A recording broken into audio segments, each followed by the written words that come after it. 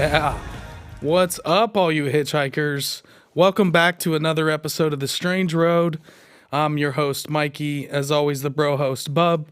And of course, what's happening? Stoner and Matt behind the scenes in master control, making everything look awesome. Absolutely. And sound awesome. It's sparkling right now. We've got two wizards in master control. We have an His bro apprentice. has now been knighted wizard as well. So, great show tonight. We appreciate, anybody hanging out with us in the chat and anybody watching tonight. Yeah. We appreciate you guys, and it's going to be a good one. We haven't done an episode on a Saturday night, I don't think ever. Yeah. I don't think ever. Well, this is great. Hey, you got to catch lightning in a bottle. You don't let it just not happen. Right, exactly. Do what you got to do. You ready to go? I'm fired up and ready. Absolutely. I want to bring in our guest, singer, songwriter, co-host of Kill the Mockingbirds podcast, and cryptid hunter, Joel Thomas, everybody. Welcome, Joel. What's going on, guys?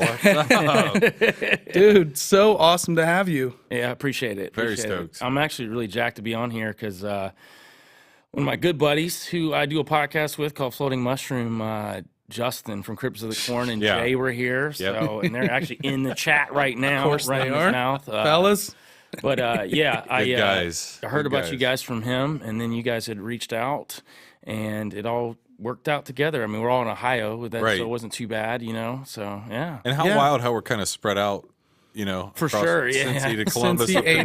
north, Columbus. It is Ada, really Cincy. wild. It is wild.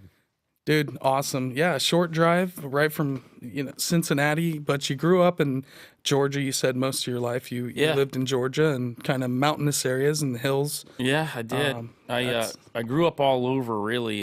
Since I was a kid, we moved around a lot. So I actually was born in Virginia, lived in West Virginia, lived in Maryland for a while. Then we moved to North Carolina, South Carolina. I lived in Florida for a little bit. Georgia's where we kind of kept coming back to because my mom grew up her whole life there, and my granddad, he owned property up in the mountains of Georgia. So we ended up at a good stage of my life. We lived actually on a mountain. So, I mean, I used to hike all the time with my buddy who lived right down the way. It was nothing to see a bear walk across the front yard. That's awesome. I remember one particular story. There was a black bear who was harassing the neighborhood to the point, because generally speaking, they don't really care to get in your space too much. I mean, they're really pretty afraid, especially the dogs and stuff. They don't really want to deal with it. But this one was not. He was literally tearing up the entire neighborhood, and to the point that in that area, we used to have these trash cans that would have like the locks and stuff on them.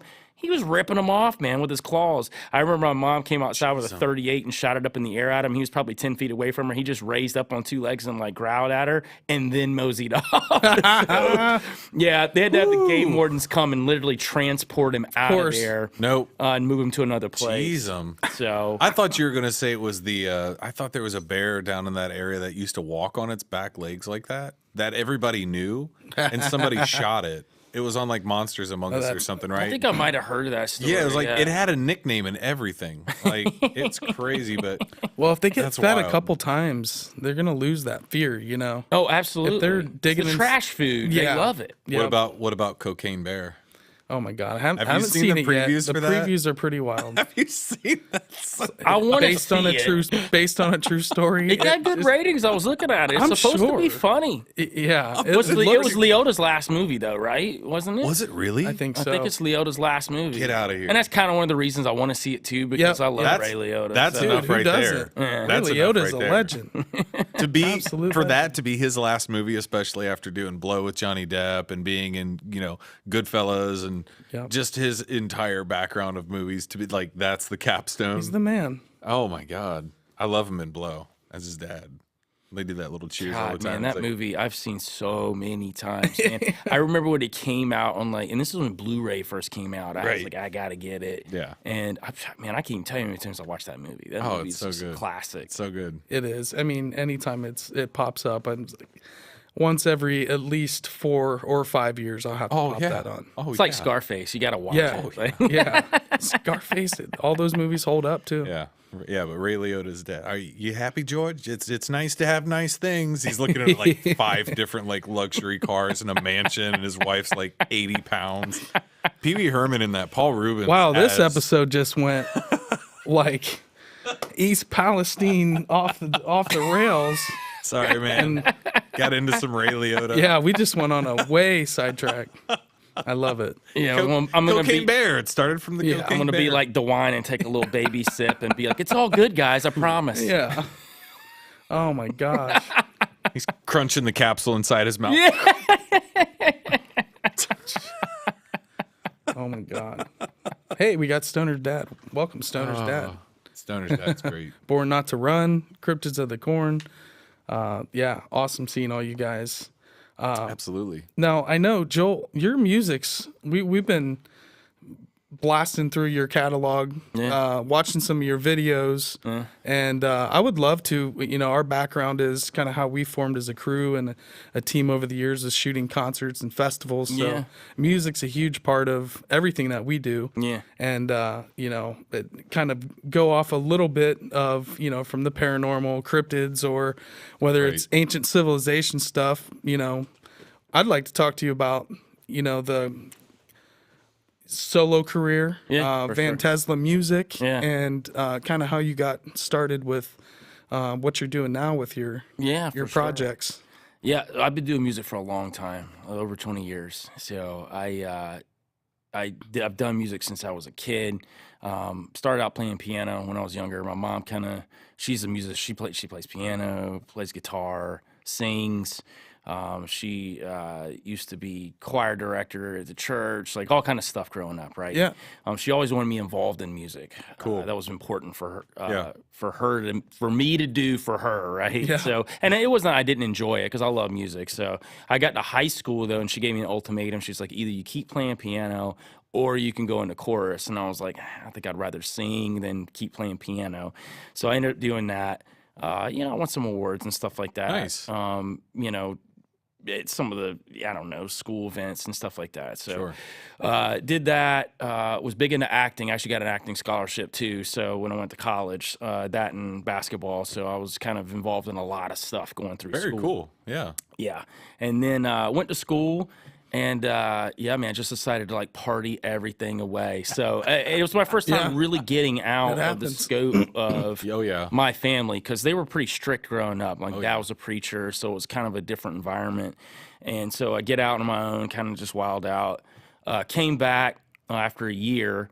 Our parents, you're not going back there right now. Like, you got to prove something. So long story short, I was like, I'm gonna be a rapper. So like, my parents were not having that. It's the So it was like logical step. They basically kicked me out of the house for rapping, which is crazy.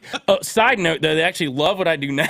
So, okay. but early on, though, it was not like that, especially with like stuff I was talking about back then. Man. Sure. I was pretty wild guy. Sure. Hung out with a pretty wild crowd too. So definitely went through a lot of years of. Man, getting close, man. I had like, Epic Records looking at me at one point, different people. Right. And I kind of came to a realization that to make it in the industry, to really make it, you really got to be able to like do some things behind the scenes. Play ball. You're going to have to play ball, right? I was very willing and ready to play ball back then to the point that I became a Freemason. So I literally was like working my way into like what I wanted to do. We're going to just tab that. I was going to say. I take a mental picture of that so I can keep that for later because I have like 3 questions right now. Sure, yeah. I don't mind talking about it because one of the things that I do try to do is bring that up in conversation with people. When we'll talk about Tony Merkel later, how I met him and everything, but part of the thing is I did talk a lot about that, even on his members only area. So people are looking to hear me really delve into it. Okay. You can go check that there out. Oh, and gotcha. check it out. Gotcha. So But yeah, I got to the point and I was like, that's what I want to do. I want to move into this new arena to play ball. Now, the caveat is you're going to hear a lot of Freemasons say that, oh, none of that stuff goes on, whatever. And generally speaking, it doesn't. You're looking at probably 95% of the guys in there don't really know what's going on. Sure. It's just a fraternity, right? Yeah. I knew better. So getting in there, I knew that there were steps and there whatever. And I was on a path. Like, I can tell you just from what I knew and the people in the groups that I was talking to, there was an opportunity there for me. I can say that there were some things that happened in my life around that time that I had to make a decision. Was I going to be there for my family, my kids, or was I going to go down this like dark road? And I chose the former. So that was kind of how that went. Sure. The Freemason thing I just kind of faded out from it is what ended up happening. There was always opportunities for me to go back or whatever. I mean, like once you're in, right? I mean, Yeah. Is there any way that you're out if you get out? Something that you do that they go, hey, you know what? Kind of don't go to meetings, or how does that? Well, no, I'm saying, is there something you can do that say you get in and talking about it, telling us about it, would that be enough that they go, you know what, Joel, you're not allowed back? Yeah, there. I've heard of guys getting kicked out and them having those conversations. Generally, if you're just not going, you're not participating. They call it like a non-practicing Freemason at that point. Okay. There's always opportunities for you to whatever go back, Gotcha. but that's not something I want to go back down anymore. Gotcha. No, absolutely. Just curious on kind of the machinations of that. If you do, like, say, if you're Amish and you go on Room Spring and you're like, you know what, I'm never going back. I'm just staying out forever. Then they're kind of like, well, then you don't come back. And I've got a lot of love for a lot of guys there because they had my back through a lot of things that were going on. So at the end of the day, I don't have like this. There's not this notion of these are just awful people. Sure. I think people think about Freemasonry when they think about elitism and all that, and that's not really the case. It is an open door to get to a lot of these things, but it's not what everyone thinks it is either. Okay. I think that's just, it's an overarching umbrella that people see, and it's just like all big and bad, all evil. And yeah, it's got a lot of a cult. It is a cult, but at the end of the day, it's a mystery school, right? And it's also the gateway. I call it. It's the weed of secret societies. It's like the gateway drug to get you into the rest. So yeah, really, yeah, I would think so. That's kind of your street cred of like, hey, I am a Mason. Other secret societies like, you know what, we have Skull and Crossbones over here too, or right now, Bohemian Grove, or come on in. I don't think it's indicative that you have to go through that to get to those either, because there could be certain families and bloodlines and things that you're automatically kind of got the movement towards those. Your legacy, yeah. But I would say, though, that I know just from being in, and I know that I could get to other houses and other things and kind of spread out, my wings in it if I wanted to. Most people are involved in a bunch of different orders. Absolutely. Yeah.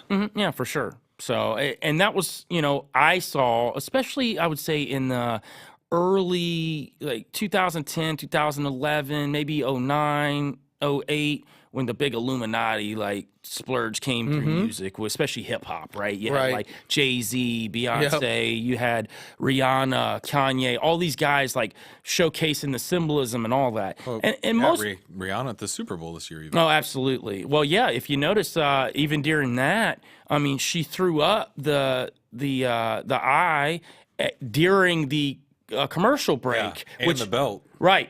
Which only showed up on the iMac walls on the YouTube streaming. So when it cut to commercial on live TV, she did it. Right. So that was pretty wild too. But this is something these guys are doing all the time. It's not. Now there's going to be a contingent of people say they do it for the publicity, the attention, right? I think that's some of it, but I don't think that they're not showcasing what they're part of either. I think they do that on purpose, and I think that's part of that. They do it so much to where you feel like that it's got to be fake because they're just doing it to get my attention. Yeah, and that's not the case. I think it's kind of both at the same time. But in seeing them do a lot of that stuff, I realized that, man, if I'm going to get to this ultra level of fame and all that, you got to sell your soul, quote unquote. Right, it's just part of it. You have to. With the symbolism, though, and I've kind of said this before too. Of you have all these stickers on your computer. We have say we have all these drawings on the wall. We could have symbols baked into there that you don't know it's a symbol. Absolutely. And there are symbols all over the world and every day and in advertisement and shows that we don't know what they mean, but somebody does. And I know that they're in there. I've seen them being broken down.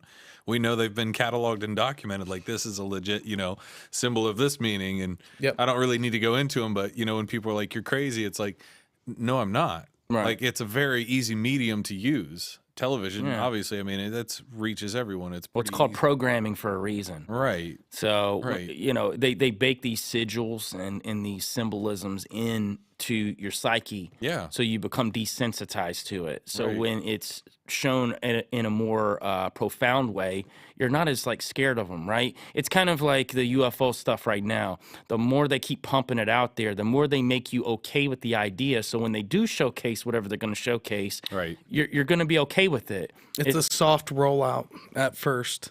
For Jay from Cryptids of the Corn, soft disclosure. No, Justin hates that word, but yeah, we love it. So we say that soft all the time disclosure. now. Yeah, I've definitely heard that. Give that disclosure some Viagra. We did a disclosure event in 2019, and Some hard disclosure. that stuff was kind of, the sort of ascension movement and disclosure and all this kind of UFO stuff and Q and a lot of things just kind of all merged in that kind of world and sphere. Absolutely. A little bit. That was a big perfect storm too. Yeah. There was a lot of energy going into. Remember that the amount of energy we were feeling before COVID hit, and it's just then it kind of all dissipated. COVID's over. What's happening? It's bubbling right back up. Full steam. We're shooting down, UAPs. We can't recover them. Well, they're telling us they're shooting down UAPs. They're not we haven't even UAPs. seen anything. They're just telling us this stuff. Yeah. And frankly, Well, they showed us the one video. right, Well, the we have one confirmed. over in Carolinas Off that they the- shot down. yeah. That was the admitted Chinese spy balloon. Yeah. Though. The other three in question we can't recover it. Well, What would you say? Get yourself some galoshes and get some Patagonia Get some Carhartts and some Patagonia gear and get up there. The defense director cold. in What Canada actually came out and said it was a balloon after they said they didn't know what it was. They said it was a cylindrical object. So they use this verbiage to implant in your brain what they want you to think about it. They say cylindrical. They say unidentifiable, unidentifiable, or they'll say it's got a propulsion system that we don't know what it is. They'll say these things to make you think UFO. Well, I think it's just the unveiling that they're going to have when they really want to move towards this NWO that they have had planned forever. I think they're moving towards that. So I showed him a clip the other day of Weinstein on Rogan talking about, and I don't know if he's a mathematician or physicist. He's a very intelligent gentleman that he has been saying him and other very prominent physicists and very intelligent scientists have been told they are going to be released this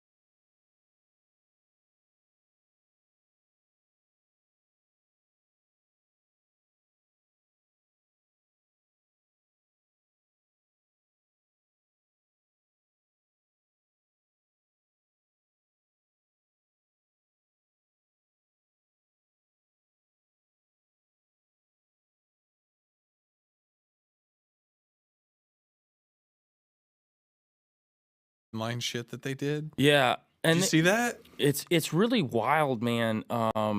What they have them doing, you know, and it even goes further with, especially like you're talking about the occult, man. They really go far with that stuff. Did you see Giselle and her new like her, Brady? Yeah, yeah. Or they're about to be divorced or whatever. yeah. Man, she was just on the cover, her first cover model on, I can't remember what, maybe it was Vanity Fair. I think it was. And man, she just looks like straight up devil in there. Even like her head is positioned with the O, and it looks like horns coming out. And just even what she's wearing is just like, nobody's ever seen anything like that before. But she's she's a professed witch. I mean, she talks about it. I mean, What? if you hear it, yeah, Brady's talked about it. He said that during the football seasons, Is that why he's got 7 Super Bowls? before the seasons, boy. he would talk to her about what he needed to do throughout the seasons to achieve whatever. And this is, and listen, this is nothing hard to find. You can go on YouTube and find him talking about her being a witch. So This reminds me of like the Robin Hood Never Prince heard of this. Thieves when he has to go consult the witch, I think, who's his mother, and she like Oh, scrambles yeah. up some bird's egg and puts some blood in Yeah. there. You know, what's his name? The actor, Alan Rickman.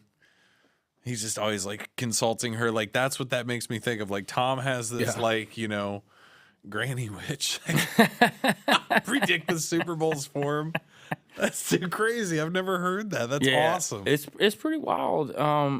But yeah, I mean, for me, I got to that place in my life, and I kind of split off, and I actually stopped doing music for a while, almost 5 years. I really just was trying to figure things out. Ended up moving to Cincinnati. Yeah. And I started doing music again.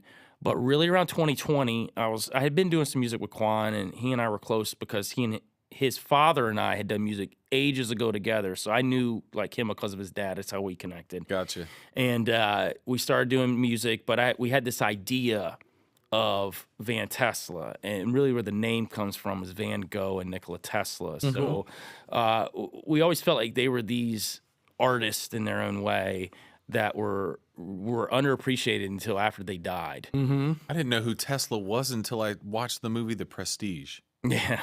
Yeah. Not kidding. And I was like, who is this guy? Is that a real person? Yeah. Why don't I know about him? A lot Right. of people didn't. They I do don't know now. but- jack about him. Right. And so, well, there's also some weird stuff too if you start digging into Tesla too, and like things sure. he's been involved with as well, because it's said that he was part of a secret society with Edison and all them behind the scenes, like some very important guys, and said that him Really? and Edison they were part of this elite class of scientists, and Jack Parsons and some Correct. of those kind of people. they called it Not well, back then, and they released it. What was that Disney movie that they actually talk about it in the Disney movie? Part of that soft disclosure for Jay out there, but it was the name of the group was called Plus Ultra, and that's what they were a part of. They talk about it in the movie. It's just a small clip about it. Yeah. But you know they're going to show that kind of stuff in movies all the time. But it makes sense, doesn't it? Like if you are Einstein, if you're Tesla, if you're whoever, even in modern times today, you're going to get together. yeah, for sure. Yeah. The stranger ones, though, are when you get like all of those minds together and they're flying on Epstein's flight. For sure. And When that's it's like- always that's like what's happened to science.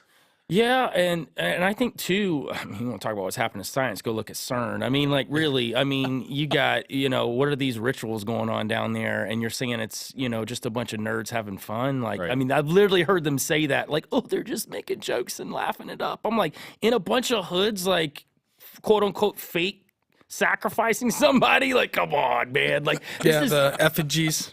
this is easy for people to find. Again, this is just Right. stuff that's out there and that they do, but they make it like it's a joke. It's always a joke. Well, why is everything a joke so demonic? Like every single time. Like Yeah. to me, it doesn't That's make any sense. It's a strange LARPing fetish.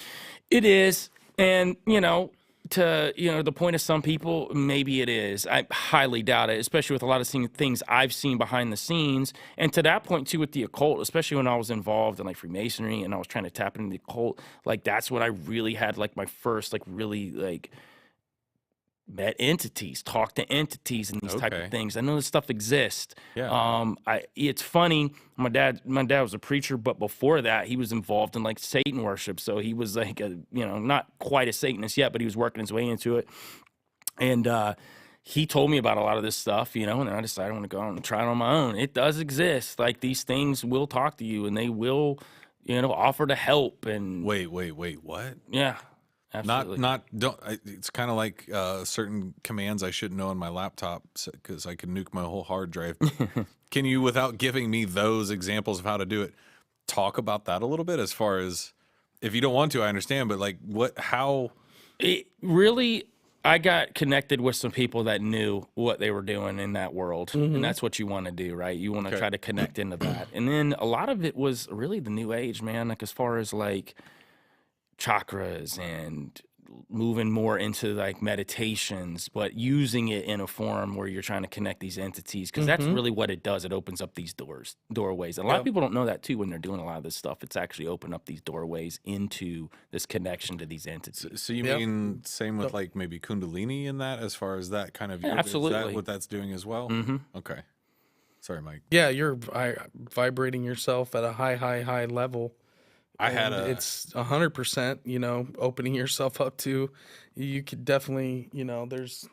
Yeah, I had a good one the other day. Like started with the feet, like could feel the feet vibrating like up the legs type deal. I think I was listening to some music and I just like hit like a good zone, because that's how I usually kind of do it. It's weird. I listen to music to do. Yeah. But yeah, I was just wondering, what do you do with that when you're in it? And you're saying you kind of channel it or use that energy? Yeah, you can. Yeah, for sure. I mean, that's just one way that I was doing some things. I mean, outside of, guys that knew how to read tarot and all that stuff, when you're starting to get into that realm too. And honestly, man, it's when you open that doorway, you don't necessarily know when it's going to happen. And one thing I can definitively say, I wasn't high, I wasn't drunk, none of this stuff was happening. I was in total sober form. Sure. And it wasn't like I was in some sleep paralysis state or anything like that. However, they do show up a lot during those sleep paralysis states too. So that's not unheard of either.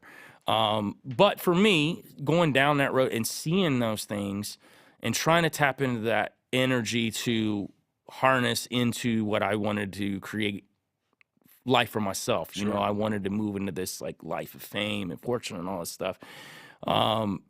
But like I said, I came to that crossroads, decided, I wanted to be there for my family. It's something my family taught me too. And I just couldn't see myself, quote unquote, sacrificing them, not literally, but figuratively for this. Sure. And I think, like I said, I stopped doing music, came to Cincinnati, started doing music again.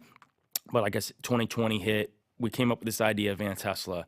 End of the year, we started working on the first Van Tesla album. We released it. It started doing really well. One of the producers on the album got a hold of Tony Merkel, had sent him the album, and he can tell it better than me, but he was taking a crap, and he was listening. He's like, oh, God, somebody send me music again. He'll literally say it like that. And he played the first song, and he was like, man, I need to finish up. I need to go listen to the rest of this down in the studio. That's great. He did.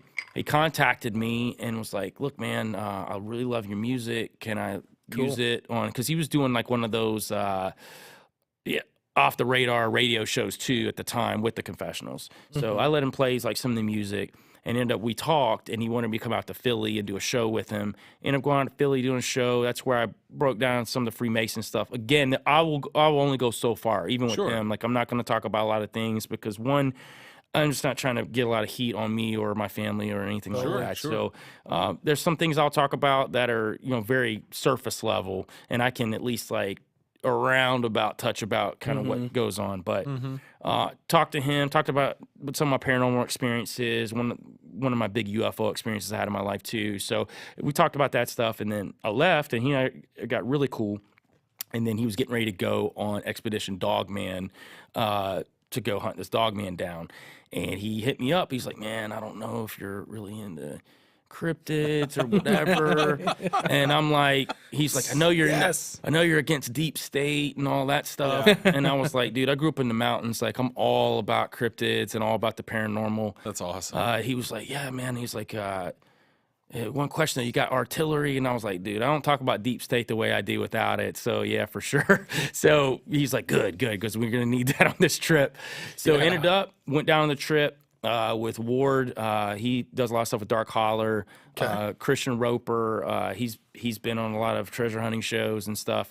So we ended up going down there, and and I don't want to tell everybody about it on this thing, but go check it out on Amazon Prime. Yeah. It's phenomenal. Yeah. We had a crazy experience. I saw some stuff I can't explain. I really can't. I don't know what it was. I know it wasn't anything explainable on that trip. So we definitely had some really crazy things happen on that trip over the 4 days that we were there. Watch that. Yeah. And what ended up happening was the film did really well.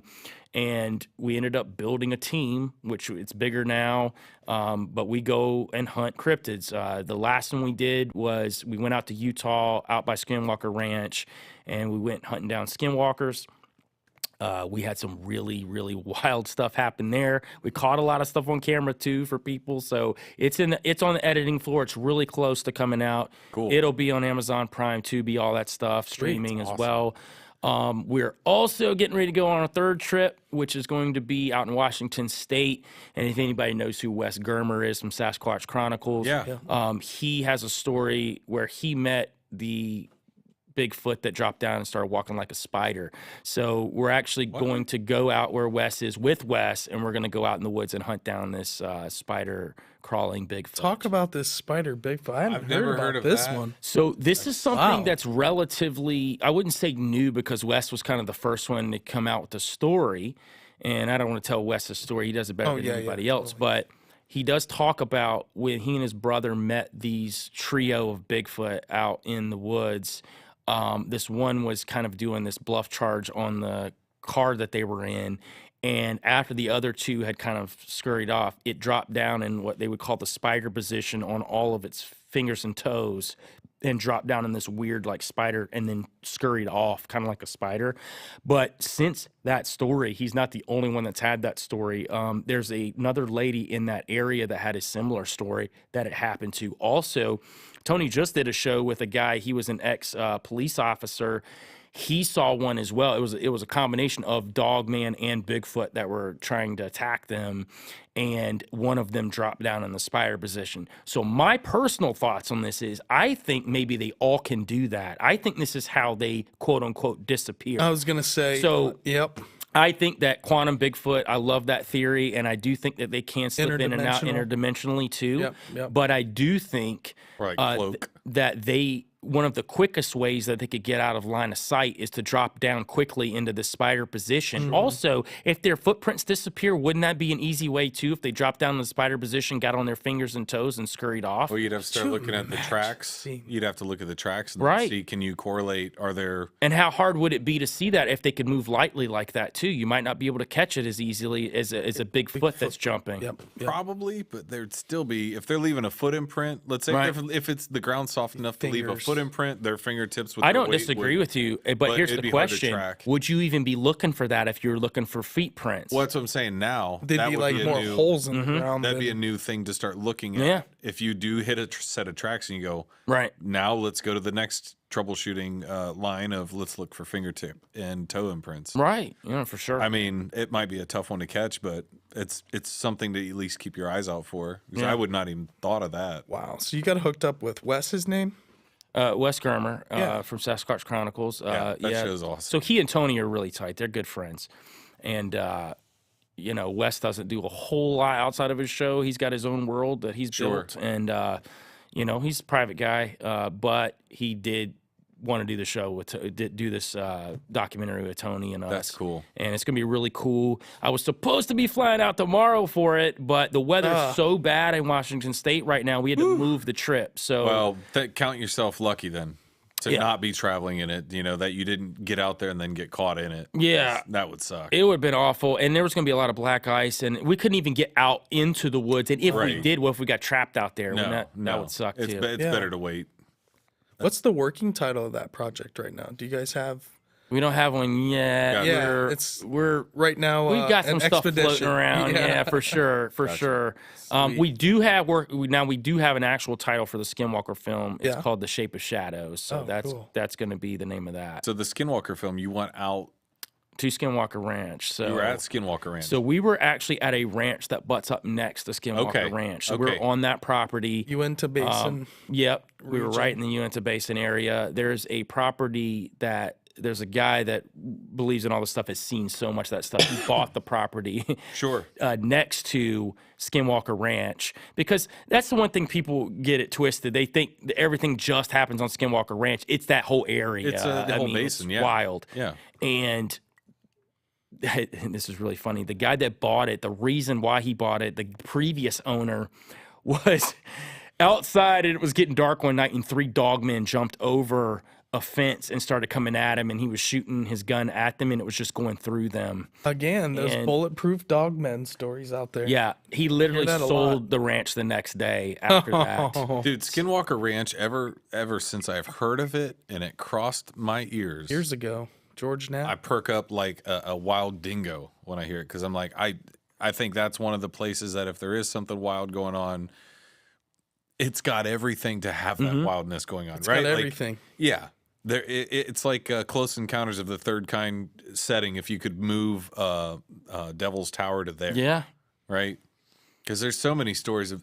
There's a really wild story that I don't remember what podcast I was even listening to, and the guy was like, I picked up a hitchhiker, and that turned out to be a skinwalker. And the police next day, they find this guy in his car. It's and he's Ryan just like, Burns. That's the guy that owns that's the the guy. property that That we is were the on. guy. Yeah. So Yes. he owns the ranch that butts up next to it. That's okay. So that's what Ryan. I thought it was when you said it, but I wasn't sure. But Yep. I heard his story on. It might have been Monsters Among Us with Derek Hayes. Mm-hmm. And I heard that story and I thought, man, that is so wild. But then he had other stories of skinwalkers in like Florida where there was a police officer. They would, travel these roads and they were getting calls about somebody being on this property. And Yeah. so the rookie goes down and picks up this hitchhiker. And then he tells all his other cop buddies and they're like, you did what? And they're like, don't ever pick them up again. They're like, we know about it. It's a very well known Right. phenomenon. It's known there big time. And they're like, just don't pick them up. And this guy's like, are you kidding me right now? Like, when you're first kind of approaching a subject that you've never known about, Right. that you find out that everybody's already in the room throwing this party and they've been in there for a while. Yeah. And you're like, what? How did I not know about this? And Right. that's what we keep finding out, I think, through this show is just we're like, didn't know that one. I did not know that one. Like, I Yeah. thought I knew a lot, or at least, had a broad. Never heard of sky creatures in Yeah. my life. Justin until- really kind of opened us up to the sky creature stuff, because that's kind of his really Yeah. passion right Yeah. there. He's a passionate sky man. But yeah, to the Uinta Basin stuff, one thing we wanted to do with this film that's very going to be vastly different from any of the other films and anything else that's out there about this, about anything Skinwalker related. We want to do it from the perspective of Native Americans, which nobody's doing. Yeah. This is That's where the lore started. This Yeah. is, it's been around for hundreds and hundreds and thousands of years. So why would you not go to the people? Get that side of But it. they never do. Anytime you see anything like It's hard to get in those areas, though. what's a really part of it. What's really wild is though when you talk about the guys that are down there on Skinwalker Ranch and doing what God knows what over there. They anytime they do whatever documentaries that come out of there, they'll every now and then have a Native American on there, but it's more of like a joke. It's say like it's paranormal stupidness, whatever. It's never to actually get their side of it and come from that angle. Yeah. And that's something we want to do. And shockingly enough, because we came in there with that attitude, the Native Americans there were so open to working with us. That's and awesome. And taking us around all over the place. That's awesome. Which was really cool. We had one guy, Johnny. He was amazing. He lived there a long time, but he's also traveled the world. And he took us to a lot of hot spots around there where there's all kind of things. They got these things called water babies, and they literally are like, they look like babies and they float and swim around in the water, and they got these sharp like piranha teeth. And he said you can hear them wailing around like What is this? This is a real creature? Yes. So he told us the story of the water babies, and he said that at night you can literally hear them around dusk. You'll hear them wailing out there. He took us to the rivers where they're at, and he's like, you gotta be careful too. He's like, they'll come up out of the water. He told us a story about his great-grandfather was out there as a kid, and he was digging around in like the sand, and he dug up this water baby, and it popped up and tried to attack him, and his grandmother came in and kind of kicked it, and it ran back in the water. He said, but you can see them float. If you're out on the river, you'll see them floating up out of the water, and they just look crazy, and they'll wail, and they're like a whole creature out there. Yeah, it's just So are they like ethereal? If they're floating, are they like they're physical? physical. He said they're actually physical. He said they obviously have some sort of, they can breathe in water. So there's obviously some sort of maybe gill system that they have. He said, but they're not like, they're Water baby. They're called water babies, which My is mind just really got wild. blown, bro. Let's say, what time is it? We're not done already, are we? Jesus. 9/11. Good grief. Yeah, that was just one of Water the crazy babies. things that go on there. He told us about it's like the skinwalker tales. There's so many different kinds of skinwalker. Right. That's because true. the story is that these people do these rituals to be able to Shapeshifters. shapeshift. Right. And they kind of gravitate to one thing they like to shapeshift into. So what's really crazy is he said there's this one thing that's out. He took us to this river where all these mesas were at, and it's so wild. This is where the water babies were at too. But he said there's this hoofed 2-foot, or 2-legged, almost like Mr. Tumnus? sort of like that roams that area, Cherub. but a lot more vicious than Mr. Tumnus from Lion Witch of the Wardrobe. So, yeah, he said that exists out in that area too, and he's just talking about this so matter of fact. Just hey, that this is everyone in what the area knows life this is. stuff. This That's is life the out here. This is life. That's out the here. kind of That's stuff it. that gives you chills. When Yeah. people are like, you're like, oh yeah, and they're like, no. Yeah. I'm not even going to get into a long story about it. It just is what it is. And I mean, and who are you to tell them that Right. what they're seeing and what their belief is? Yeah, I wholeheartedly believe they're seeing something for sure. Yes. I mean, and the water babies thing is not unheard of in that area. But we interviewed so many people, so many natives, and they all had just wildest stories about UFOs, about things landing, taking people off. You had just all kinds of just cryptid stuff going on there too. I mean, it's just wild. And some of it I won't talk about here because it'll be on the film. But man, just some of the stuff that we heard, and listen, I'm balls deep in the high strangeness, so like I'm ready to believe it all. It's funny because I do Kill the Mockingbirds with Sean. Sean's a little more level-headed than me because he's very like geopolitical, like comparative to me. Like even though I'm very geopolitical too, he's very geopolitical. He'll break it down a million different ways. He likes to do it in a way that the average person can understand. So he's like, hey, we got these guys with a lot of money. You don't think they don't rub elbows with the other guys that have money? Right. You don't think that they might do some things that are shady to attain more get money? more money and He'll do power. it in a way that makes sense to people. Right. Where I'm just like, they're reptilians, man. They're coming for us right now. This is what's going down. You know what I mean? Yep. So like me, I'm coming like all out with it, especially on dude. the show. right. Now, if I'm talking to the average person on the street, I'm gonna schmooze them way more. You know, I'm not gonna hit them with like portal babies off the rip. Like I'm not coming with that level yet. Yes. Portal babies. Hashtag we gotta make that a thing. I love it. Maybe that should be our wow. That's so funny. Yeah. Well, but I think it's one of those things too, and I've said it a couple of times in different episodes. As you get a little bit older, I don't know how old you are, but you know we've been around this block for a long time. Of the first time you start to really go, yeah, I think there's UFOs, and you start shouting into the rooftops, everybody, and people are like not that interested. You're like, I'm just not going to tell you then because it's not really worth me trying to knock down your door if you don't care. But once you start getting into the groups of people where you can discuss it and you can have these conversations, that's when I kind of feel it fire back up because I won't say it's dormant, but I don't go around trying to tell anybody anymore because I'm just like, you can figure it out on your own. If you start talking about it, I'll chime in, but I am done trying to like convince anybody. I think too, what's happened, and especially since 2020, I think like a whole new like spiritual world's opened up for a lot of people that didn't know that existed. Sure. I think they're very open. You know, I read an article the other day. They said like from millennials down to the generations coming up, that there is such a small fraction of people that are actually atheists anymore. Like it's such a small fraction because people just know there's just a bigger world out there than what that they were told, right? So it's just so much more to it. Yeah. And I'm here to preach about how I feel about it today. But yeah, I think there is a definite spiritual tone. I think there's a spiritual warfare going on out in the world right now, especially when you come to these elites and these bloodlines and these things that I'm not going to get you banned for today. But yeah, absolutely. Absolutely. Bring it on.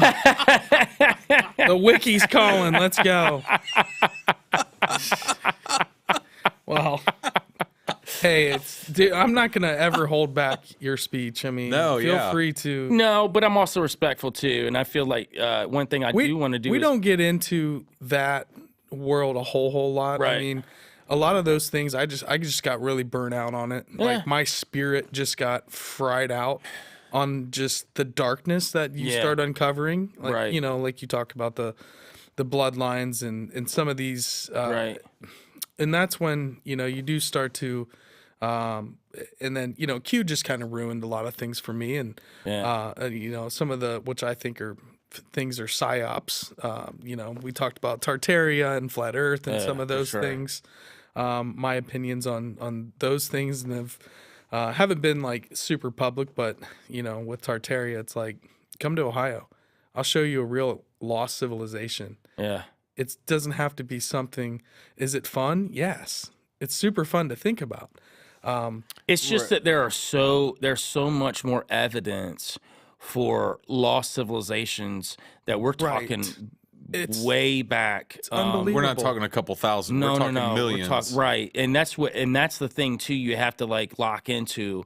So just so you guys, like, I'm a Christian, so like I have a viewpoint that comes from a biblical aspect, but I tend to piss a lot of Christians off because of how I view the world and how I think that it's so much bigger. Because one of the things that the Bible does for me is it teaches me how I need to treat other people. Sure. But one of the things it's not specific about is a lot of the things that have happened in history and how old the earth actually is. I know a lot of the conventional Christians will say the earth's only 6,000 years old. It's not possible. No. But I can tell you just from the first 2 books in the Bible will tell you that that's not the case though. So like Genesis 1:1 says God created the heavens and the earth. But Genesis 1:2 says the earth was without form and void. Well, that doesn't make any sense because if God created something to be perfect, right? Why is it without form and void here? That's called gap theory. There's like billions and billions of years in between there because the earth was destroyed. When the deluge happened, when Noah got on the ark,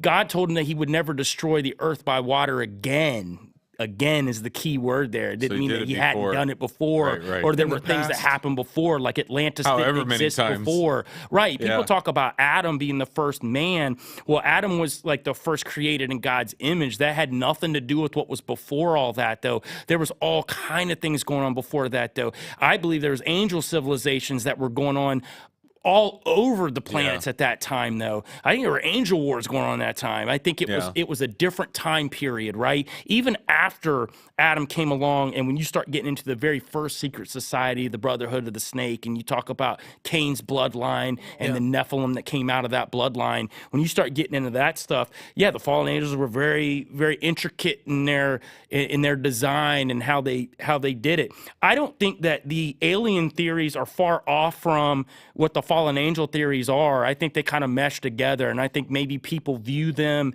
in different ways when maybe they're kind of the same thing. And I think that's where I get that whole analogy from, right? Yeah.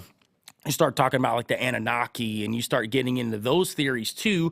I think it's flawed in some ways because I think, here's the thing about Sumerian knowledge. Sumerian knowledge is supposed to be like the precipice, right? The first stuff that we've ever found, and everything else borrowed from it. That's why when people say like, well, the Bible's flawed because it borrowed from Sumerian culture. The issue with that is, though, when you're talking about Judaism and what came down from Adam's bloodline into Seth's bloodline, everything was oral history. They passed it on orally for years, though. So nothing came into written scripture until Moses came to it. Okay. So really, when you think about Sumerian, they just really came from their point of view about what was going on.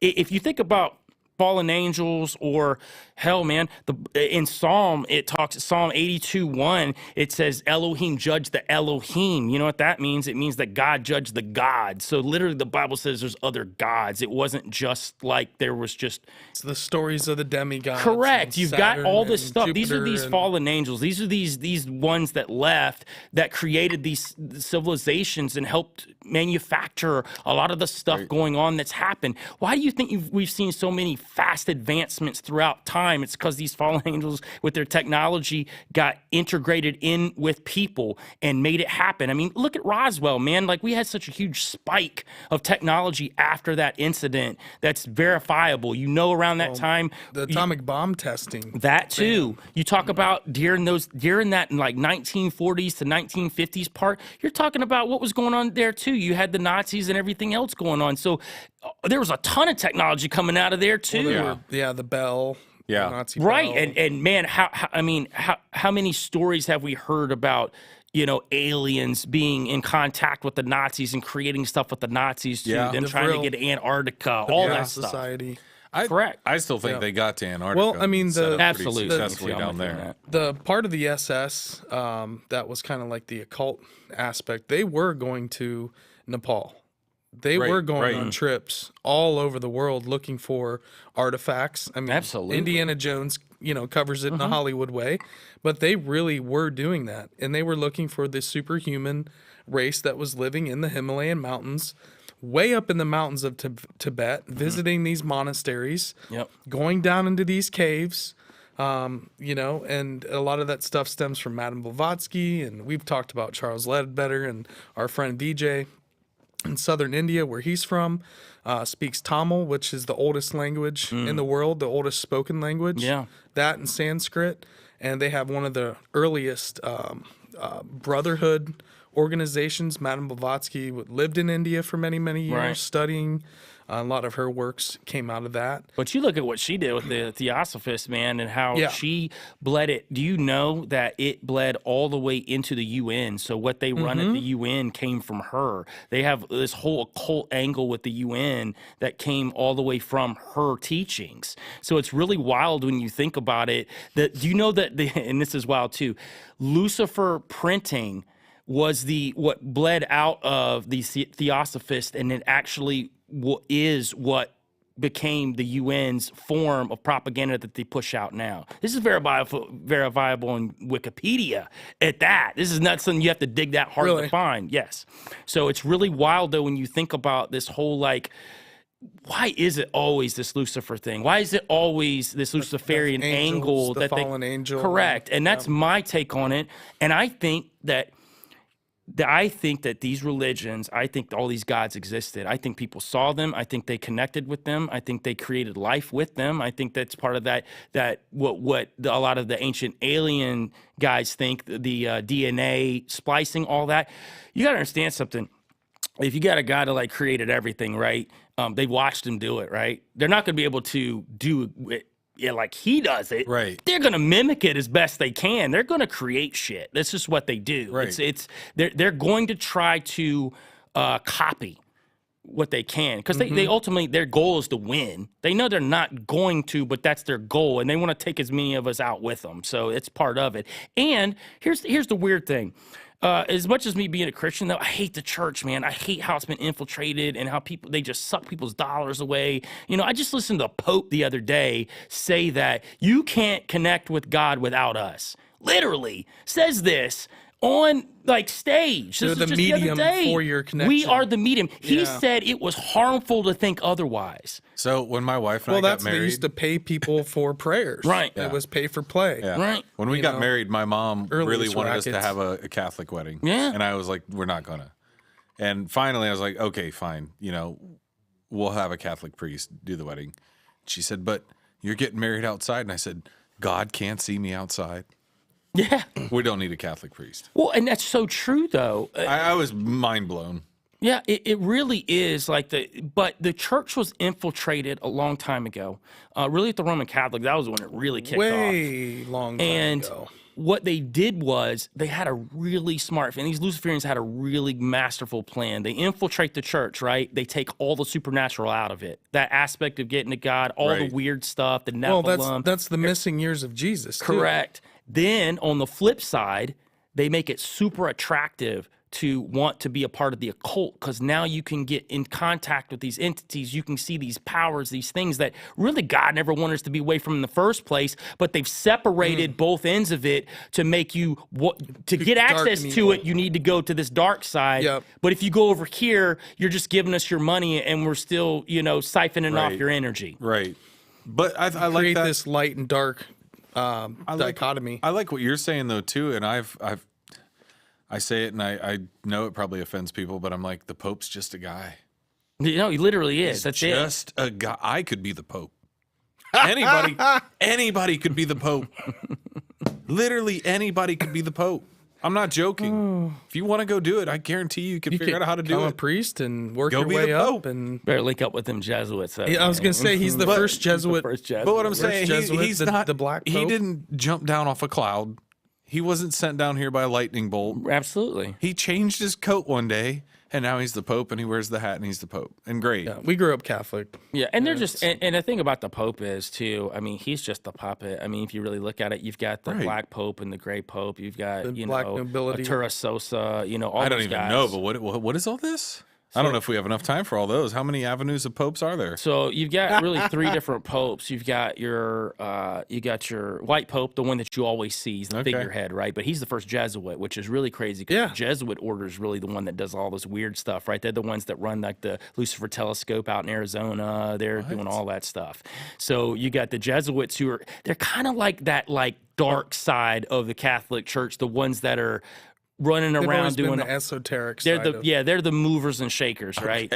So Arturo Sosa, he's the one that runs, and they call him the Black Pope. He's like the head of the Jesuit order, but he is a pope as well. But then you've got what they call the Gray Pope, which is Pepe Orsini, and the Orsini family. If you know anything about the Orsinis, they have literally had like 5 popes come out of them. I think Right. it's like 30-something cardinals that have come out of their family. They're one of they're those banking families, basically. Yes, they're one of those elite bloodlines that you don't really hear a lot about. They're the ones.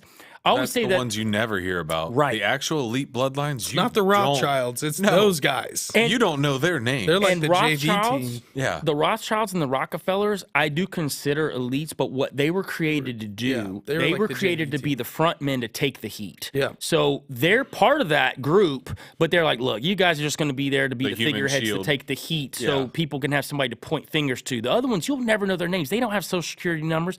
The world The is their Medicis, country. all those like folks. they don't. There's no such thing as country lines with these people. Like this is their playground. This is what Right. they do. They're part of these elite bloodlines that I believe come from the Nephilim bloodlines. Because why else would you think you're better than everyone else? And everybody else would say they're reptilians or whatever. Like I do think reptilians exist. I don't think they're part of the bloodlines though. I think personally that the elite bloodlines come from the Nephilim bloodlines, because how else would you think you're better than everyone else if you literally had the blood of the gods in you? Even if it's a diluted bloodline, it's still the blood of the gods. So you would look at everyone else as peons, not because you have more power, not because you have more money. It's because your blood is literally has the blood of the gods in it. Right. These fallen angels, these Nephilim like bloodlines. And I Yeah. think that's why they feel that way. And I think that's why could they see that. move Well, that that's way. why Hitler was obsessed with the occult and trying to figure all that out. Hey, It was all part of that. there's a whole rabbit hole with him that he's actually a Rothschild, that he Oh was yeah, actually for sure. implemented He was in the there. maid, the mother of the maid of Baron von Rothschild, just like cleaning house in the morning. Hey, Right. And then Really? yeah, I didn't know any of that. the maid of Baron von Rothschild is supposedly Hitler's the mother. love child. It's Hitler's wild. The love child. And a lot of these guys are implemented in there. So when you look at one of the games that the elites like to do is implement people in power, or even celebrity, because that is power too, because that helps sway yeah. the people. Yeah. What they do is, though, they have surrogates that they have these kids with, and what they do is they put these kids into these families, like they had them, but they groom them to take these places. So they don't have the last name. So they're kidding another family. Well, think about it. If everybody had the last name Rothschild, Rockefeller, hey, wait a minute, we're going to Right. stop this, right? You don't want to, not People would every raise their hand name. and be like, I think something's off Yep. here. Right, for sure. It's like the whole guy, not to get on the Q thing, but it's like the whole guy from Pizzagate, right? That ran Pizzagate. I forget his name now.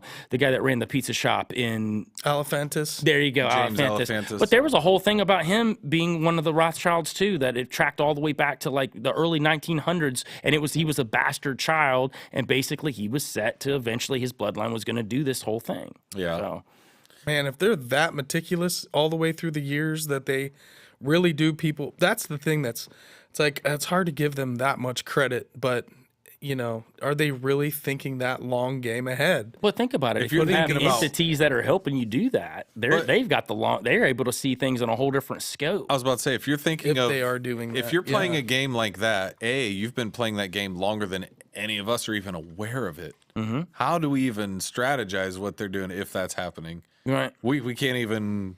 It's that whole ceiling factor, right? It's the the flies in the jar thing when you put the lid on. Like, we've had the lid on for so long, we don't know where the roof is, and it's the whole thing of saying you've got to be a member of this occult to get to God or have that power. Mm-hmm. It's limiting.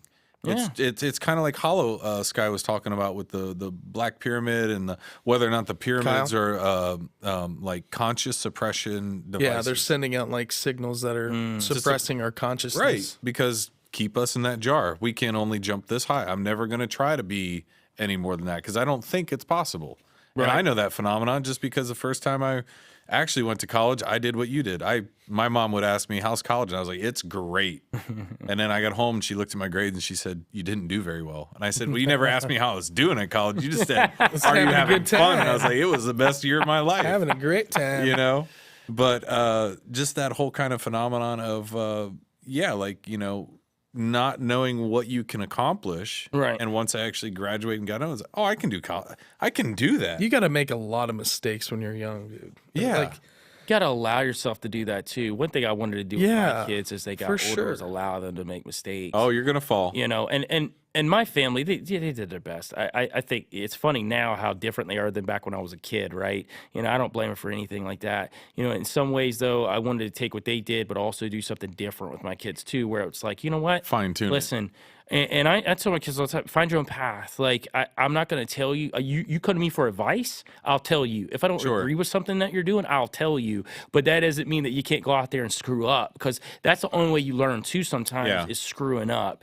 And I know for me, I screwed up a lot. And that brought me to where I am now. Same. So I've got a certain... I'm able to talk about the occult in some ways that other people can't talk about because I've seen certain things. I've been a part of that. Also, that's what drove me so hard to want to do music the way I do now, was to connect with people in a different way that they could see a different side of music, but also make it good. Because the thing that always just irked me so much with like good artists was they always got eaten up by the system. It just, it's inevitable. Yeah. And chewed for me, up, spit out. Right. And I wanted to bring that aspect in some ways. Like, I don't, some people think I'm like a conspiracy rapper. I'm really not, though. I just feel like I speak the truth in whatever I do, because there's a lot of songs, man. I'm just talking about family and everything else, like just normal stuff. Yeah. I think it's important to have that wide scope. Do I have some songs where I'm banging on the system? Absolutely, because that's how I'm feeling that day. But I think that being authentic is just what I want to be as an artist.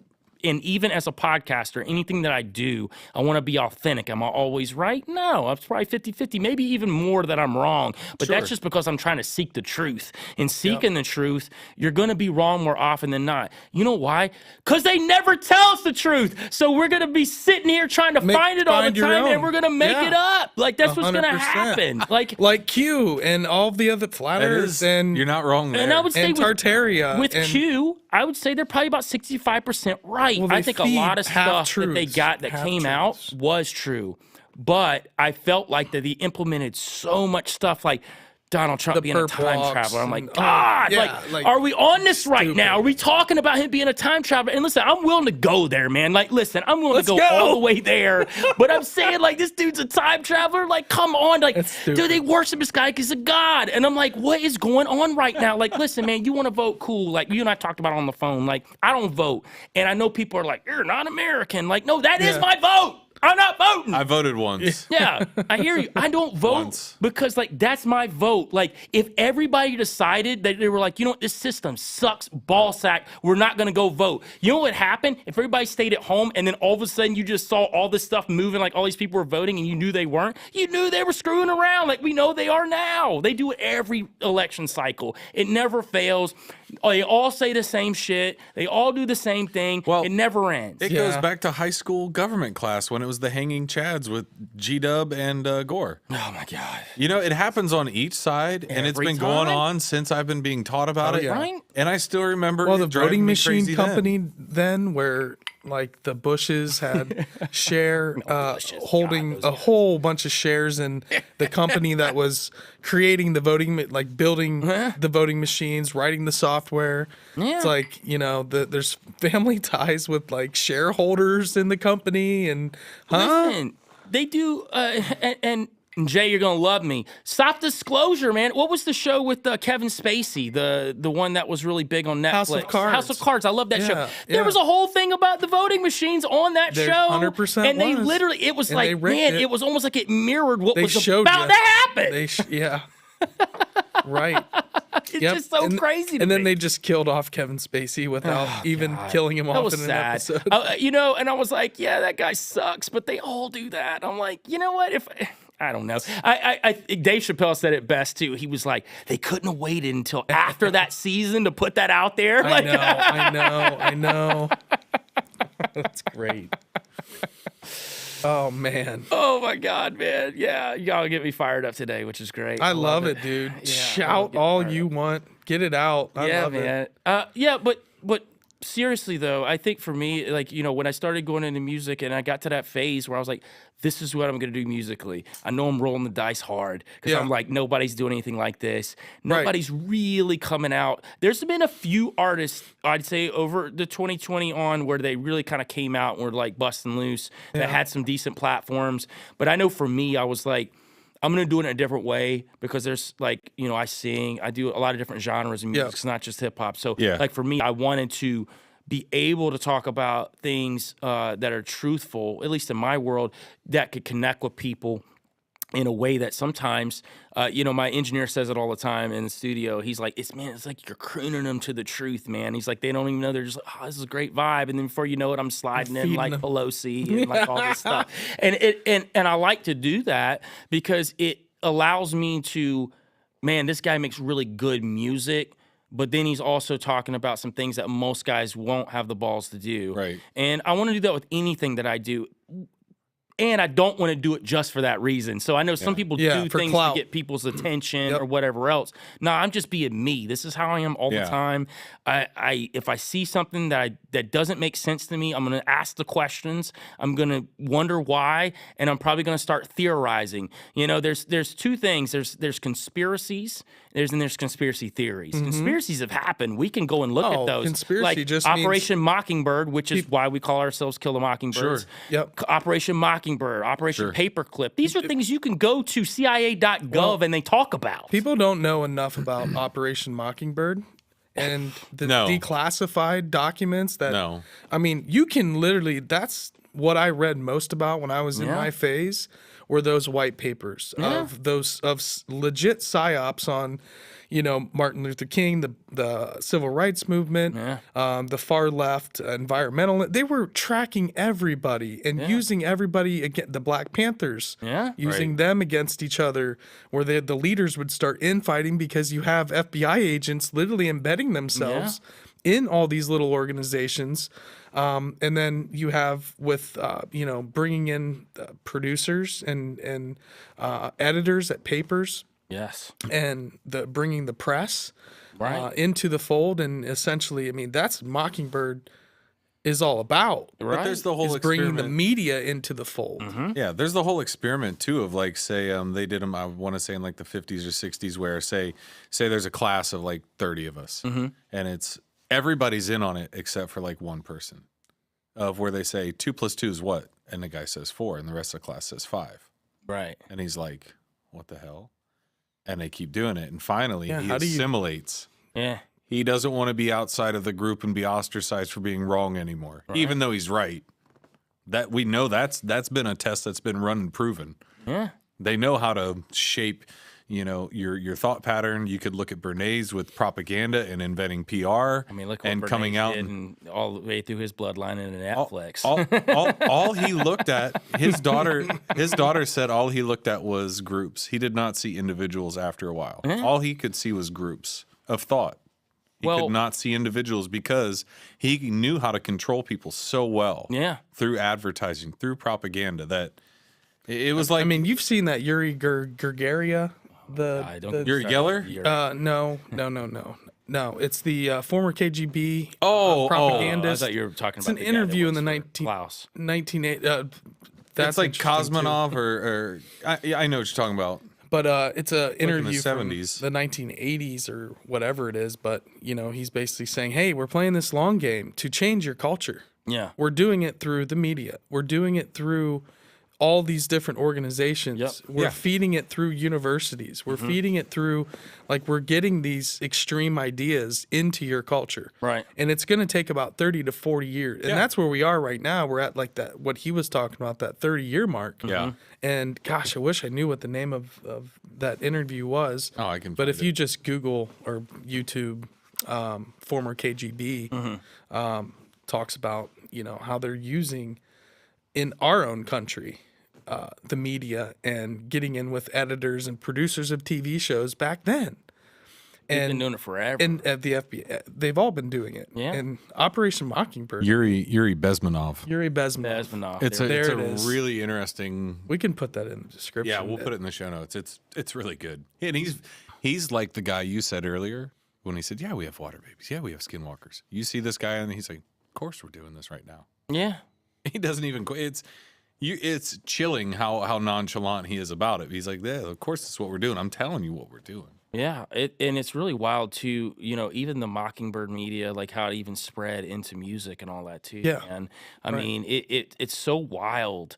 Which became Monarch. Oh my God, it's really programming too. Yeah, you got so much that spread out into that. But even just the base level, you made me think of something when you talked about the Black Panthers, right? So I thought about COINTELPRO and what they were doing back then when they were infiltrating a lot of these groups. Like people forget the Black Panthers were infiltrated. So was KKK. Like a lot of these civil unrest groups were immediately tapped Right. to control. The Black Panthers were highly controlled, especially during like the Panther 21 trials, because so this leads into Tupac. I'm leading into some music here. So what's really wild is at Kill the Mockingbirds, we actually did a whole podcast. It was about an hour and a half. Yeah, Tupac's parents were Black Panthers. It's called the Tupac PSYOP that we just did, and we did some deep dives on Pac and how he was actually cultivated to control people. So it's really wild. His mom was a part of the Black Panthers, but she was part of this Panther 21 trial. She gets quote unquote pregnant when she goes into this trial. So she's been locked up this whole time. Nobody ever sees her pregnant. There's no pictures of her pregnant, anything like that, right? So she goes to this 21 trial. She's the only one out of the 21 that actually defends herself. They all get exonerated. She leaves and has Pac. Like, literally, nobody, again, sees her pregnant. There's no pictures of her pregnant, nothing. And people try to push this back. It's like, well, how many pictures back then were there of people? There's tons of pictures of her during the trials, not during the trials, but before the trials, like all these events where she was, rioting, all this stuff. There was a lot of her out there because she was pretty big within the Black Panther community. Okay. So when she gets released, she has Pac. It's not even his real name. So it was Lassane Crook was his real name. She changes it 3 days after he's born. So we're getting into that numerology now. There's a lot of numerology when it comes to Pac, the 3s and the 6s and all that throughout his whole life.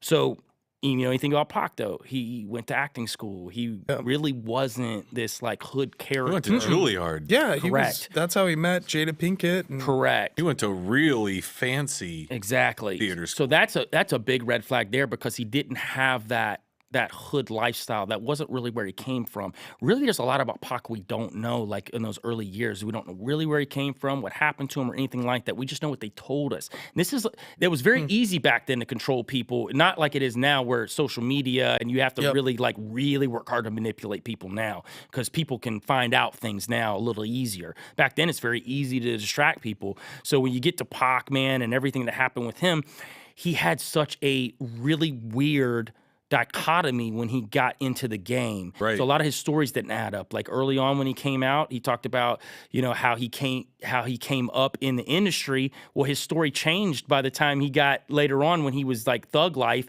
It changed a whole different spectrum of how it happened early on. he went from Dear Mama to basically those on the same album he would do it. It was almost like a weird like jump from like it's almost like he catered to women on one end and then to like this thug lifestyle for men on the opposite end of it. So maybe he was just a marketing genius. I think there's a part of that for sure, but there's a lot. I watched a documentary with Too Short, and Too Short knew him back then, and said that when he would meet Pac, it's an old interview.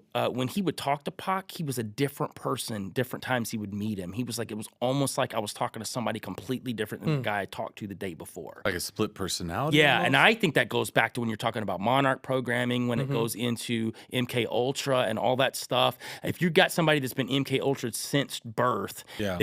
you can program them to be different people at different times. Well, and we have. I have a documentary I want to turn you on to. We'll talk about it after You the have show. Kaczynski, right? Yeah. Manson.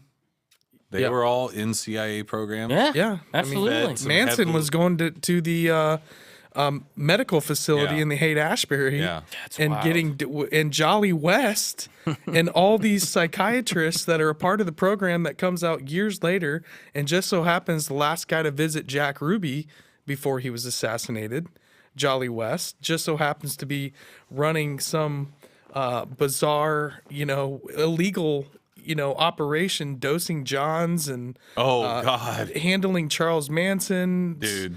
His, Tom O'Neill wrote a book, Chaos. I don't know if you've ever I haven't read it. heard of Chaos. Was but it Chaos or Helter Skelter? No, Helter Skelter is the mainstream version. Oh, that you're right. was You're right. written You're right. You're right. By You're the, right.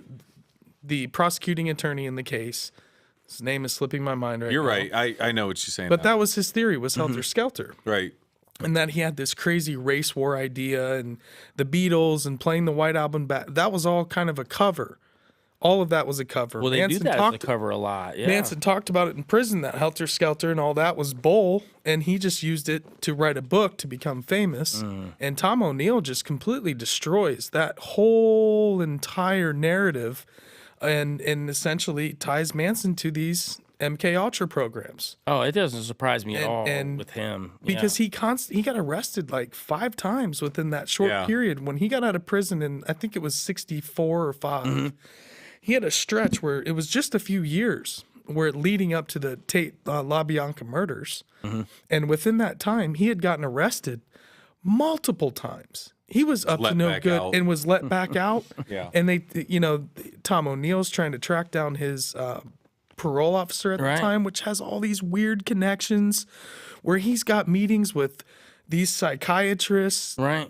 that are connected to Jolly West and all these other CIA front operations. It is super, super wild. It took him over 20 years, Tom O'Neill, to write that book because he just kept getting, like, JFK would come into the picture. Like, there's all these little things that all these guys were connected with that he Right. found out too. That's just like, that's a whole nother book.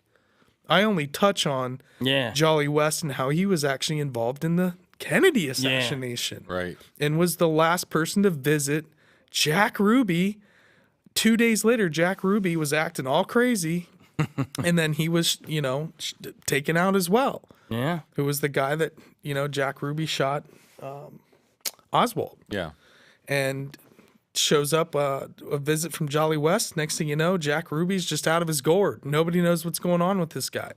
He just goes crazy. Well, that's a telltale sign of some MK Ultra too. I mean, especially if somebody's like flipping their. Dosed him or something. Yeah, I mean, Gave him that a whole too. big dose of LSD. Or There was a lot of that going on back in the day. right. Yeah, what you just said though too, with Manson repeatedly getting locked up and then getting out Yeah. made me think of Pac too. So Lord right. Jamar talks about Pac. He used to ride around in a car full of weapons, no license plate at all on the vehicle, would get pulled over and immediately let go, like all the time. This was a known fact that he drove around like this. Nobody's doing that. I don't care what race you are either. Us three aren't doing that right now. No. So it's not happening. So how is this high profile guy who's screaming thug life for that matter, tons of weapons, tons of drugs in the vehicles that he's in with never a license plate on it, getting pulled over and immediately let go? Well, clearly he's involved with something going on with some 3-letter agencies. Yeah. It just has to be at that point. And I don't know a lot about rap. I've listened to some rap in my life. Right. I won't claim to be aficionado by Right. any means, but I do know that there's a whole concept of, like you're saying with Tupac, is you're speaking about one thing, but you haven't lived it. right? Like Right. you're projecting this really hard image, and don't get me wrong, I'm sure there are rappers out there, and I know 50 Cent got shot however many times, and I know some of it's real, right? Yeah. But I know that there's the other part of it where you're speaking of. It seems more of like, is that an engineering to Absolutely. kind of an ends to a mean of saying we're going to speak this into truth?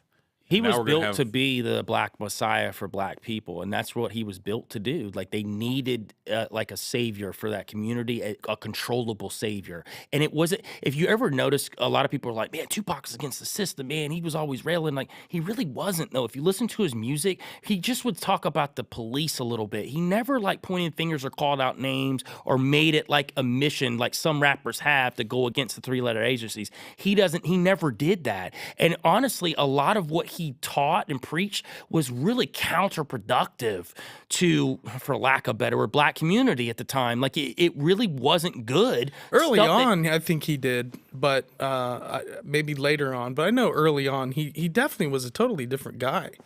well, yeah, that's when he was coming out with the dashikis and all that, and like he kind of came with Well- that. And then he switched. Then it was later on. Then it was just like thug life. And then he was just coming out with this whole different persona. And it was like I felt like that got him in to then be able to create this persona. And maybe that's that MK Ultra too, where you got these different personalities that you can click on like a switch. Like Britney. To move. Yeah, that too. Yeah, Jeez. exactly. Yeah, we could keep going down that whole dark alley of incident after incident of going with Katy Perry with her eye like glitching like a robot at the show that time. That was a weird one. I don't know if you guys have ever seen that. I've seen it. Yeah, it's okay. wild. She's like yeah. and her She eyelid tapped won't herself open up. back into whatever she like, was out of. trying to turn on her eyelid like her Yeah. iPhone. Like, come on, tap. I can't put a lot that stuff to take up much real estate in my brain. I love talking about it. It's so fun and interesting, but it really does like to take up a lot of real estate in my being. Right. Is too much. It's like I can't be thinking about all that. And really, I talked about it before, but that's how I got so obsessed with the lost civilizations, Yeah. ancient civilizations, Absolutely. earthworks, and discovered all this amazing stuff in our own backyard here in Ohio. Yeah. Is because I legit just got fried and burnt. Like you said, you don't have to dig that deep. If anybody looks into this stuff, obviously have a very open mind. But some of these things are 100% things that I've looked into, and to each their own. Believe whatever resonates with you, but there are things that the public doesn't understand that's kind of going on in the undercurrent of our Absolutely. culture, whether it's movies, like you said, music, controlling stars in some way to kind of navigate culture in a way. Think of it like the parallel universe theory. Why wouldn't they? Where like we infinitely are living different lives right now. Of like I'm a rodeo matador, or Rodeo clown. I'm a train engineer. I'm all this stuff, right? But Listen, in every single parallel universe, Jay from Cryptids of the Corn works for the Smithsonian, and that is a fact. He always does. He's never anything different than that. Oh my God. That is the one thing that transcends It's a time and mouthpiece for space. He the is that Smithsonian. in every single one of them. Oh my I knew God, Jay that was is a shill. so He had to be a plant. He had that tinfoil Dude, he sombrero. walked in with the tinfoil sombrero. We just knew Jay. We love you. We buddy, love Jay. so much. But no, I was okay. chatting with him a little bit this week, getting ready for Frogman Fest. The parallel universes. I'm saying with the storylines of like we're living this storyline. Yeah. The Senegal people on the island where nobody ever goes, and if you go, they eat North you promptly. Sentinel Island. Yeah. They're on this timeline. There's all these parallel timelines of actual reality happening at this moment. Yeah. That what you're saying, I totally agree with. We don't get this top level. Yeah. We're not going to get that top level. I don't know how we're ever going to get that top level, and I think that's we do frustrating. eventually. I think we do, but I think that Maybe. there's a connective tissue here. My faith in God has helped me understand that I don't have to sweat these elites. I don't have to sweat what they're doing, right? I enjoy digging into it because it's fun for me to understand like hidden knowledge and to tap into that side of it. But I also know that there's an end game eventually, and I think we're going to be okay. How deep you go. Yeah, I just feel like that too. For me, I want to help people as much as I can while I'm here. Right. Connect with people in the best way possible. Let's create a society that we can create. Listen, they're going to do what they do, and they're going to make it difficult for us. That's all. We've known that for the past 3 years, especially. Yeah. We've seen how difficult they can make it for us, but we've also seen how we can maneuver to make things difficult for them. Hell of a lot more of us than them, brother. Well, and here's the other part of it. Just, you got to raise your as smart as they are, they're not all-knowing, and they don't always get it right either, though things backfire on them too, right? Yeah. The thing that they have is power and resources, so they're able to have a million contingencies on if this doesn't work, this kicks in. That's where they kind of have a lot of stuff going, because on a basic level, we're getting out of the occult and like the supernatural. At a basic level, they have a bunch of think tanks around the world that World they Economic use Forum, to Bilderbergs. map out how we're going to react to things. Like, well, if they do this, this is what we do. Well, it's like endless game of mousetrap. There you go. Yeah, for sure. It's mousetrap forever. And sometimes things pop up where it just so happens that they're giving digital, biorhythm readers to folks in East Palestine a few months before this accident. Like, there's so many things that are gamed ahead of time. And they're just so happen to be running some kind of a military drill during name whatever type of an event that happens. Hey, Mike DeWine. It's great, guys. Just drink it. It's cool. Yeah. It's not cool. It is not cool. That video made me laugh so hard when I saw that. I'm like, you shit me. Like, Unreal. that was reminiscent of Obama. You remember that whole Flint thing, Oh, yeah. The whole thing. Right. I was like, he just publicity took a stunt. book. Like, literally, they went there to this lady's house. Hey, let's do the same thing they did. Oh, my God. Man. And it's like they recycle stuff because they think we're that stupid. And sadly, there's people that are. But it's like, it's so crazy to me, though, that they do this. And it's funny now, the people that are like waking up, man. The past 3 years, even people that fell for whatever early on in like 20, 21, whatever, man, even some of them are like, man, things ain't right, man. We got to get things together. Now, I will say, you do have to be careful when you're flooded with, like, my process, I think, was like starting so early of kind of, if you want to, it's kind of cliche to say awakening as you're waking up. But I reached a point over, I would say, like 6 years where once I realized the financial aspect of how everything works and the IMF and the World Bank, that unlocked so many of the other things, the occult stuff I was looking into. You always got to look at the money. The spiritual side of what was going on. But that was kind of like one of the pieces. And then with even learning about loving history and looking back, and every ancient civilization that had power the demise was through debt in a financial system that was out of control, and the Babylonian money magic system. Yes. It's literally like an occultic way to control people that they wrote about in Babylon. Yeah. And that's, essentially they talk about these banking cabals, banking cartels. Absolutely. And it all kicks off with the Khazarians too. If you get back to the Khazarian mafia and like really what's going on with these Rothschilds are and all that, everybody wants to, especially this past year, man, everything was anti-Semitic, and everybody was either like loving the Jews or hating the Jews, and it was some big deal. Oh.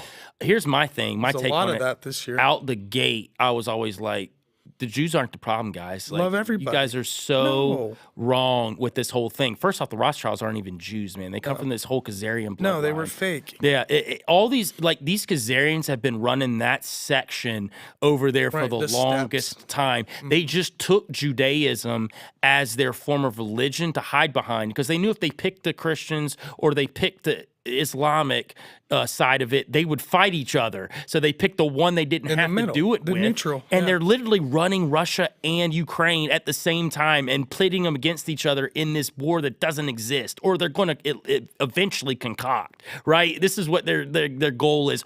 Or, as I think, they're going to get us to the threshold of war, and then the big boom drops, and I think that's when you're going to see your aliens and Nephilim and all that stuff. I think that's going to come. I think that's going to be that kind of like, hey, here's where humanity can go to. Here's what you can do to get to this level of humanity. We need to connect with these beings that have looked over us for billions of years, and this is how we're going to get to this point. I think, a lot of people talk about the mark of the beast and stuff like that. I think the actual mark is going to be something you take inside that changes your DNA, that turns you into this, maybe gives you a little bit of that blood of the gods or whatever, right? It gives you that next level of evolution, as they would say. Like, I think that's part of what they'll sell when it gets to that point. But I think they got to get the world to a fever pitch of an actual war. I don't know if the war's going to happen, like, not initially there. I think they're going to get us to a fever pitch, and then there's going to be something that unites us all together, where we're all going to be together. And that's the UFO invasion. That's Blue Beam. I think that's the fake UFO invasion. So here's my thing. Which they're priming with these UAPs. I like that theory a lot. I like the Blue Beam stuff a lot. And I was on Blue Beam for years, man. And never found any documents on it, though, I will say. It's a whole lot of empty, as far as I can tell. It's the concept of it, though, I think is a reality. Oh, I do think that so too. But it being an actual program, I haven't found any yet. So here's the thing about Blue Beam. I really started lately in the past 2 or 3 months. I started kicking this idea around that I think Blue Beam is at least in 50% of it's a PSYOP. And the reason why I say that is so many people are on it right now. Right. All I hear is it's like Tartaria again. Everybody's screaming Blue Beam. Yeah. And I'm like, I can post something on Instagram and literally I have 100 comments on there and everybody's screaming Blue Beam. I'm like, okay, now I think maybe Blue Beam's some old BS now. And not to say that I don't think that holographic technology has existed for a long time, that they've already been using it. Blue Beam's been used for a long time for all kind of things. I think when this quote-unquote invasion or connection, it's going to be real. Real in the sense of we can see it, touch it, it's there. Now, is it supernatural? It could be in some way part of it. There could be an element to it that's real too. I think it's going to have to be for it to kick off. I think the Blue Beam's the cover. They're going to push fear, whatever it is. Yeah. Oh, yeah. It's going to be you have to get everybody afraid. So if they do reveal something or we see something, the angle is going to be, we need to protect you. Now you need to sign over, the rest of your rights for us to protect you from this invasion or whatever's going to happen. Or I think that's going to be a brokered deal, like at least for people to see where we're connecting with them and we're working together. I think there's going to be that piece of it. I think it goes to my fallen angel theory of I think the aliens are fallen angels, and I think that for them to fully integrate into this like world with us, they're going to have to play this part. And I think that's, a lot of people talk about the Antichrist too, and I think if the Antichrist show is going to be some sort of Nephilim form. It's going to be an advanced form of human. I think he's going to look very human, whatever. Maybe have 6 fingers like we know Nephilim do or whatever. But he's going to have attributes that are very supernatural. And I think it's going to make it alluring for people to maybe take something that, oh man, I could be like that. You know what I mean? Because people always want the easy route, right? It's like the opposite of the X-Men cure. Yeah, there you go. Yeah, right? I love it. I'm a big comic fan, so like I know all the comic stuff, man. I so love you want to become the X-Men? Here you go. Right. Here's your shot. Right. And I think there's going to be some level of that. I've really been kicking that around a lot the past 2 years, man, especially when I started doing a lot of my like portal baby theories and really start digging into what I think they're creating in these like alternate dimensions. Because people will say to me, about, well, how are they doing this? How are they, making these Nephilim? Like, where are they at or whatever? I was like, well, they're keeping them somewhere, obviously. And I think that's what these grays are taking these humans off to do. I think they're actually taking them to a place to where there's this mating thing. We already know they're taking eggs, they're taking sperm from men. This is known fact. This has been happening for at least documented for the past 40, 50 years. And we can look at the science. 90s at peak. Right. And we can look at science at what we do. Yeah. And we do the same stuff. The same thing, though. Almost we study identical. chimpanzees, we study rats. But Making chimeras, they're talking about in China. But we can take their eggs. Dude, it's real. But we can clone any 100%. animal we want. That's We not can a take their conspiracy DNA. theory. Right. We can use all that just like, with all the abductions. We do the same thing. So when we can do it and we can theorize, they're probably doing it then. If they're real, if they're coming down and, picking people up and we have a lot of accounts of that too. So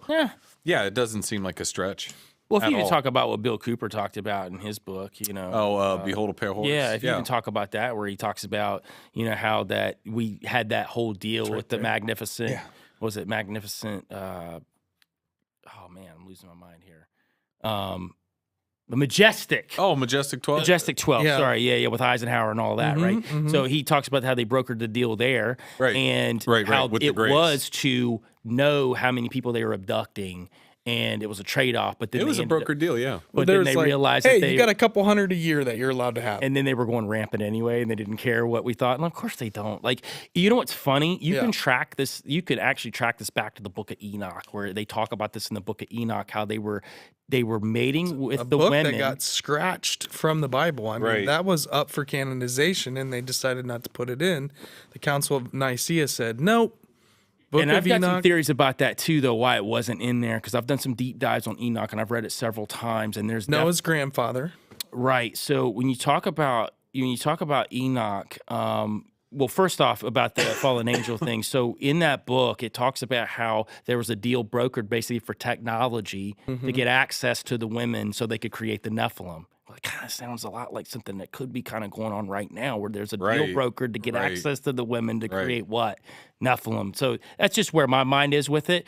But to the Book of Enoch, so I've done some really deep dives on Enoch, and I think that the Book of Enoch, at least in part, because I'm open to the idea of some of it being written by the Enoch from Noah's side, the grandfather, but there's another Enoch on Cain's side. And if you know about Enoch, he is actually the direct son of Cain on the other side. And Cain named his first city after Enoch. So Enoch and his father, with the help of fallen angels, created the first secret society, which was the Brotherhood of the Snake. Holy cow. So they were builders, right? These guys, this is where this whole idea of Freemasonry comes from. If you know what Freemasonry is, it's masonry, it's building. This is what they came from. Right. Tubal Cain, who Right. came down the bloodline too, and this is after the Nephilim came through. That was the 7th generation when the Nephilim came along during that Cain bloodline. But Enoch was a huge part of that.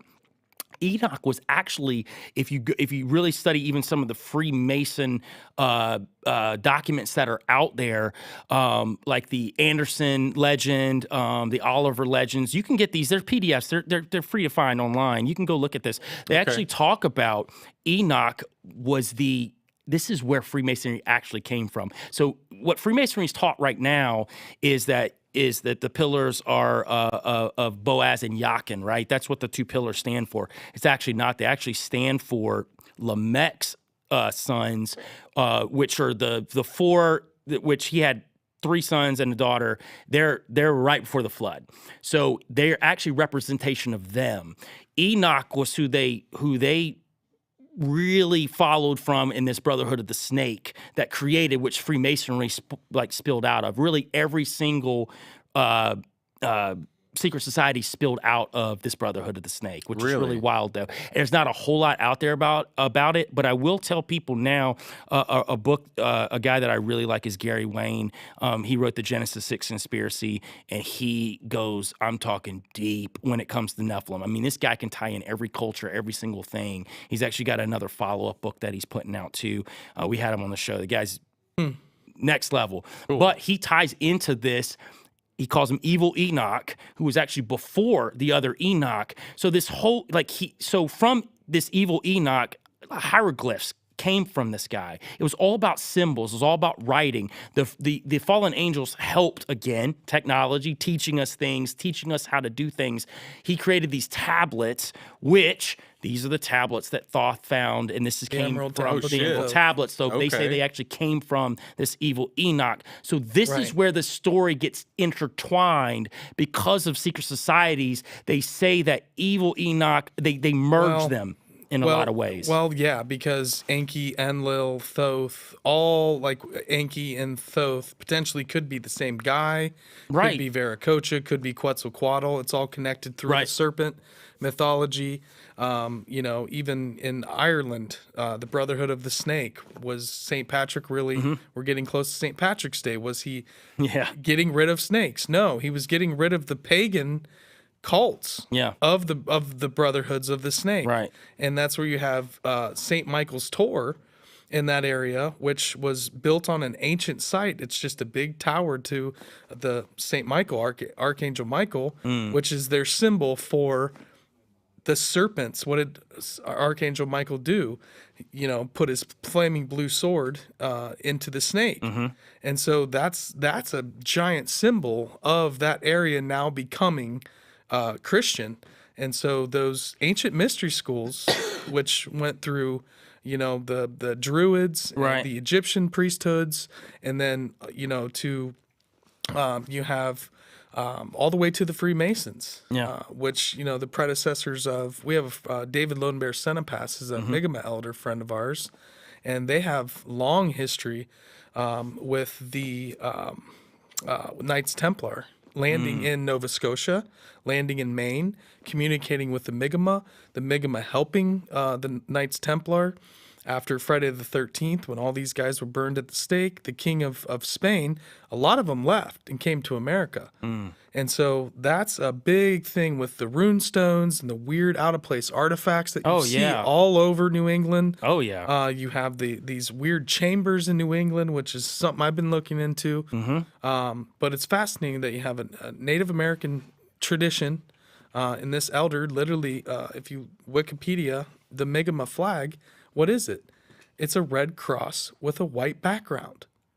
The Mi'kmaq people, that's their symbol.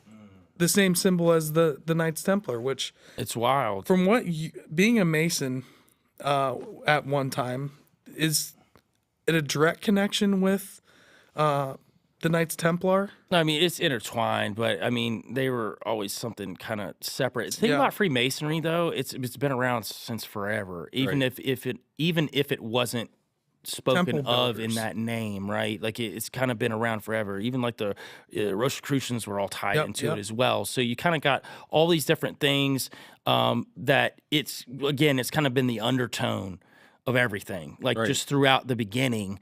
And it's all about building. Like it's always about building. And again, they sell it as building yourself as a better man. You know, you're you know, The temple's a symbol for your body. Correct. A lot of times. And, you know, and you could get into, you know, just all the lore of it, King Solomon, all that stuff, you know, obviously. But, you know, for me, you know, back to Enoch, though, but to me, like when I read the book of Enoch with a different lens, you know, when I went to it, I realized why it wasn't in the canon, because there's so many flaws that don't add up to the actual Bible. There's stuff that's just really out of whack. Okay.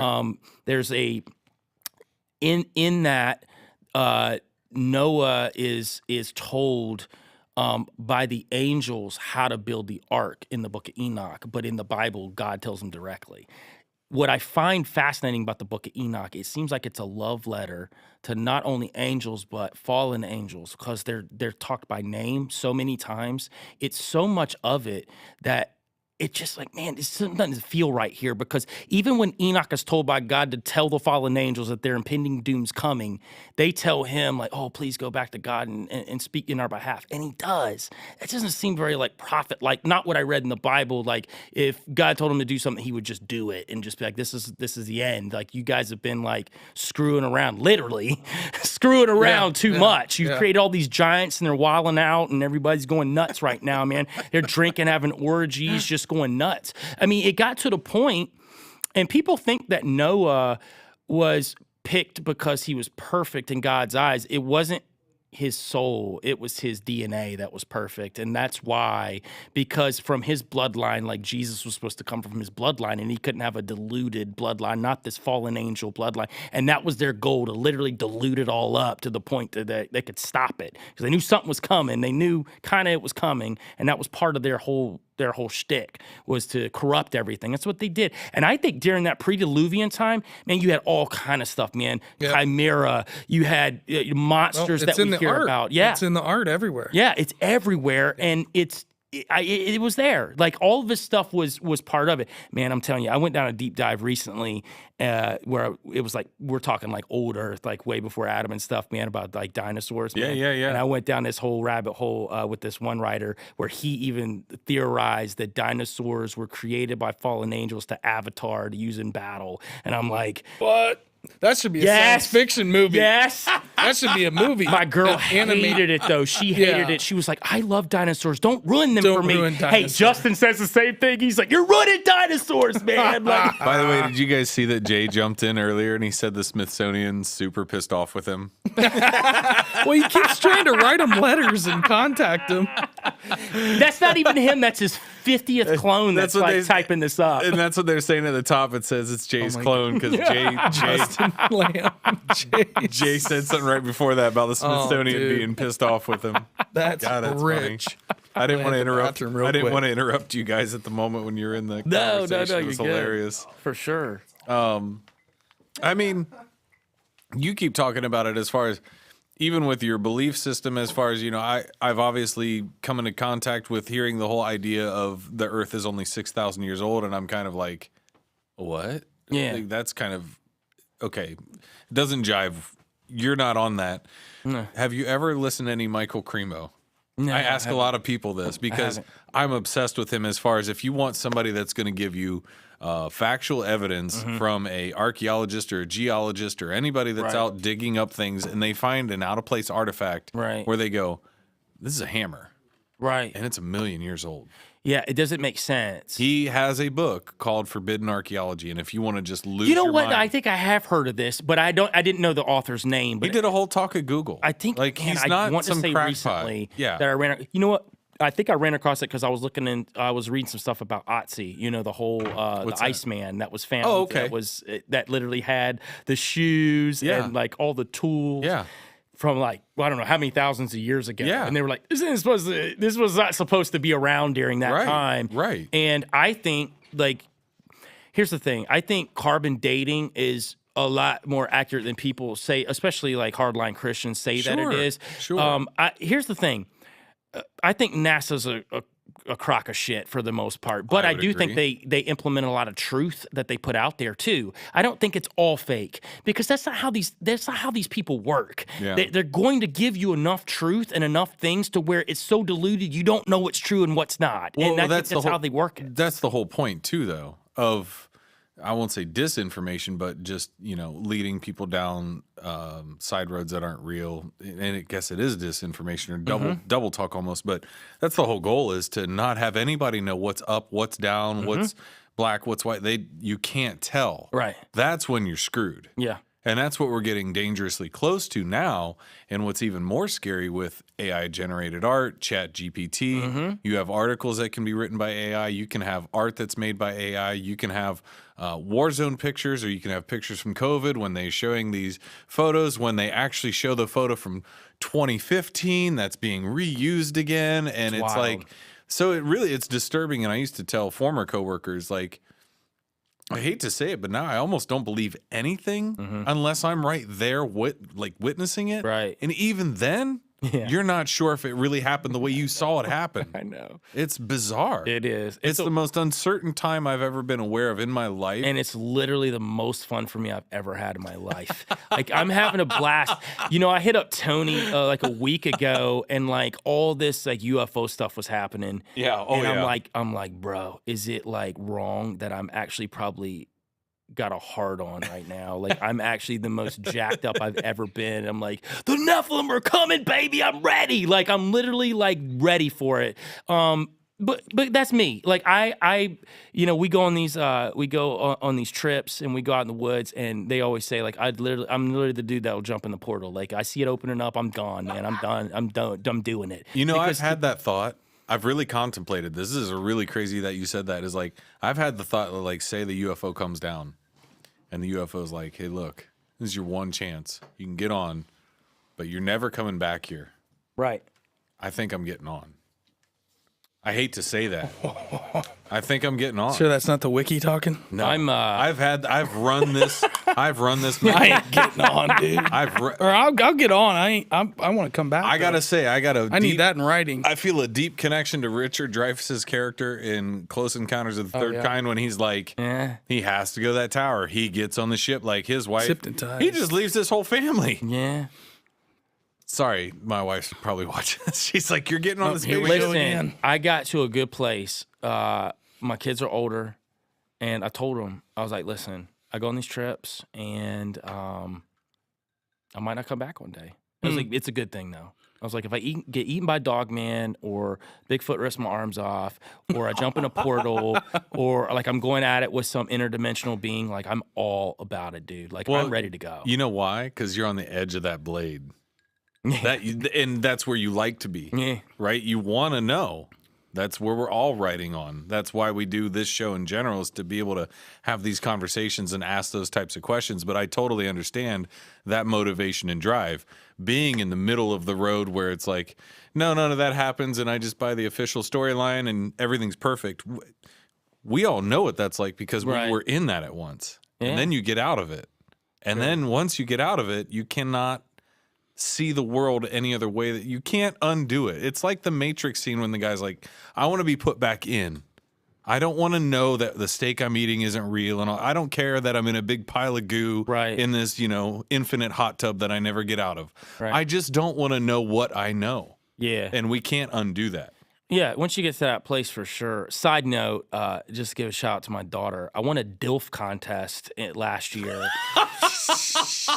Bro, right there. So not even lying, she enters me into a DILF contest for this like designer like shoe wear, right? It's like a UK shoe brand. Dude. I literally won, got a pair of shoes from them because she wrote in that she's like, my dad should win this contest because I literally will go to talk to him. He's like, all right, yeah, I'll be gone for a couple weeks hunting Bigfoot and cryptids. She's like, yeah, you may or may not see me. And then literally I won because of that. What? So like people were commenting, they were like, because there's 3 guys that won this contest, and everybody was like, because I was on the last slide, and they were like, yeah, so much props to the dude on the last slide. They were like, that's definitely like DILF of the year. Dude, that's incredible. Oh my god, I love that. That's awesome. Yeah, that's it's hilarious. Funny. She had to tell me I won too. She was like, by the way, she's like, I just did this as like a joke, and she's like, literally won. Like, it's hilarious. People love Bigfoot, man. People love cryptids. Are hot right now. Yeah, I know, it's man. Wild. It reminds me of Zoolander. They're so hot right now. It is. It's crazy. I mean, go to Instagram and just see the amount of Bigfoot, Bigfoot video, Bigfoot sighting handles, and TikTok. I was not a big Bigfoot guy for a long time. Just thought people were he's like so much cooler though than what they originally made him out to be though, because I think he's like, at least a portion of it's interdimensional, and I think they've got this whole other like ecosystem. I think they came from old Earth. I think they've been around for a long time. I think they've been around for. Do you think that the national parks might be a giant cryptid preserve? So I think there's an element to that, but I also so there's a lot going on in these national parks, right? So I don't. You probably know this already, but they're actually owned by the UN. We don't own them here in the United States. So it's like a UN thing, So, they own our national parks? Yeah, and this is proven. So if you actually go online and look at some of the signage that they had back in I want to say maybe the 60s, you can see the signage where it was UN International, but people were really going crazy about it, so they changed it to just international parks. But if you notice, like all the national parks and state parks are brown signed, that means that the UN owns them. So the UN actually owns those spaces. You've seen those white UN cars in national parks? So the white UN cars are crazy. They got those barcodes instead of license plates on the back. That's their whole thing. Stranger Things is happening out there. For sure. Yeah, I think that there's underground bases there for sure. And the mountain bases and dumps. For sure. I think now some of the cryptids, I think, are like the Dogmen, because they typically, the Dogmen, and they do say a lot of these, like the white Bigfoot, for sure. Oh, like the Yeti type one. Yeah, okay. They look more, I guess, Yeti-ish, but they're white. But they say a lot of them are seen around. Sense they're white in a white environment, right? Though their fur would be. They're seen around these bases a lot. I think they're used as like guard animals, especially the Dogmen. I think they're to keep people away from these bases, because I think maybe those are genetically altered. I think maybe that's something like some chimeras almost? I think it could be, or they found a way to control them. But I think more or less maybe they captured some and they just figured out a way to clone them and a way to control them. But you typically see some of these Dogmen around these places where people will get close to something that seems very government-like, and these things will move them out of there. Well, like Anubis, right? Yeah.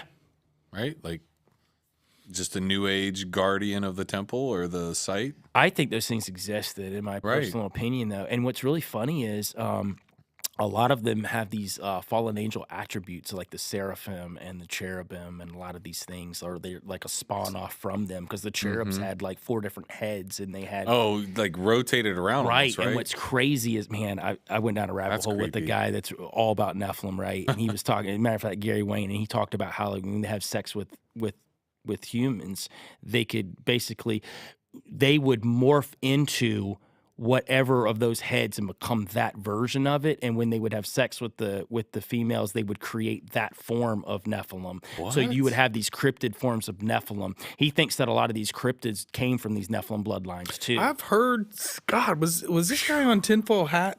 Possibly. He's been on all. Okay, the ones, I've heard this wild, guy man. on another awesome. show. I was about to say, I think I've heard. And I remember, because that, I mean, to me, that kind of it really does resonate a little bit, to be honest. For sure. It's hard for me to kind of get out on some of those ledges now, but if you look at just all the ridiculous art, whether it's Sumer, whether it's even here Mesoamerica, how many strange monster-like, a lot of snake stuff. Yeah. And Well, that's very the common. seraph. So seraph is flying snake. The seraphs were. So when you think about it, if they were some sort of serpentine, like angelic being, and they were having sex with humans, he thinks that's where a lot of the reptilians came from, at least this version of them that came from that. Because think about it, angelic beings can shapeshift, right? So why wouldn't they pass that on to whatever else they had sex with? Also, they weren't just having sex with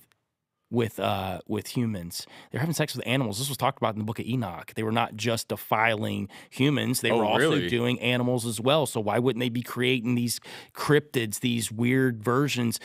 He talks about their 2 bloodlines. There's what they call the Dragon's Court, the Dragon's bloodline, which is the patriarchal. This is where like you're really hardline Nephilim, like the giants and all that stuff really came out of this like patriarchal side. But then you had this feminine side, this matriarchal side.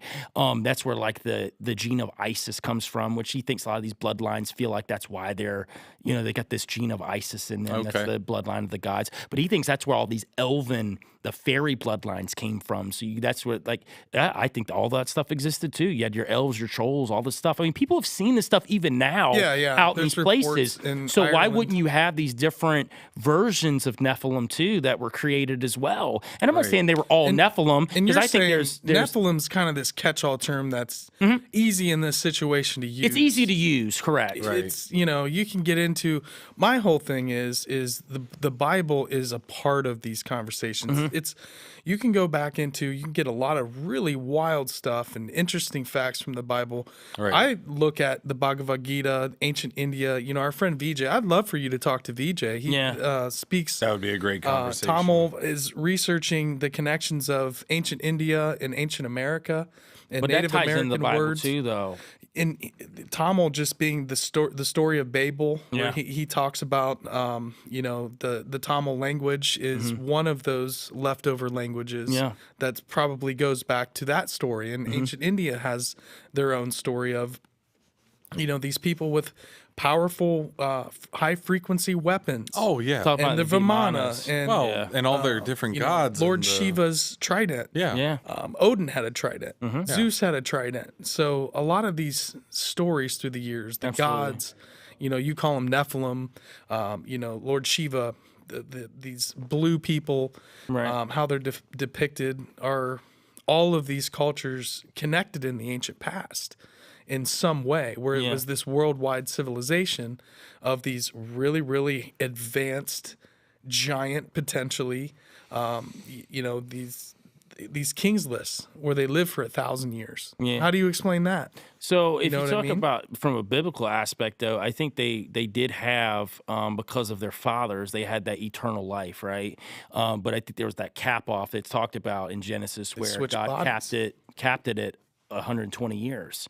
That's why he did it, so they wouldn't. Built-in destruct button. He did that because he's like, nah, this ain't going to happen, right? So he put in that 120 years. Well, what happened is the bodies died off, but the spirits remained, and that's what you call your Right. demons right now. They're always searching for host Oh. bodies, and they're searching for us to inhabit or other things to inhabit. See, now you can get into fun stuff from me. So I think that along with the fallen angels and government, I think the Greys are what we would call meat sacks. I think they create these meat sacks for these Nephilim spirits to inhabit. What? And they're used to transport humans off to have sex with their fathers from before, which would be the fallen angels, to create more Nephilim, which would be giants that would return at some point.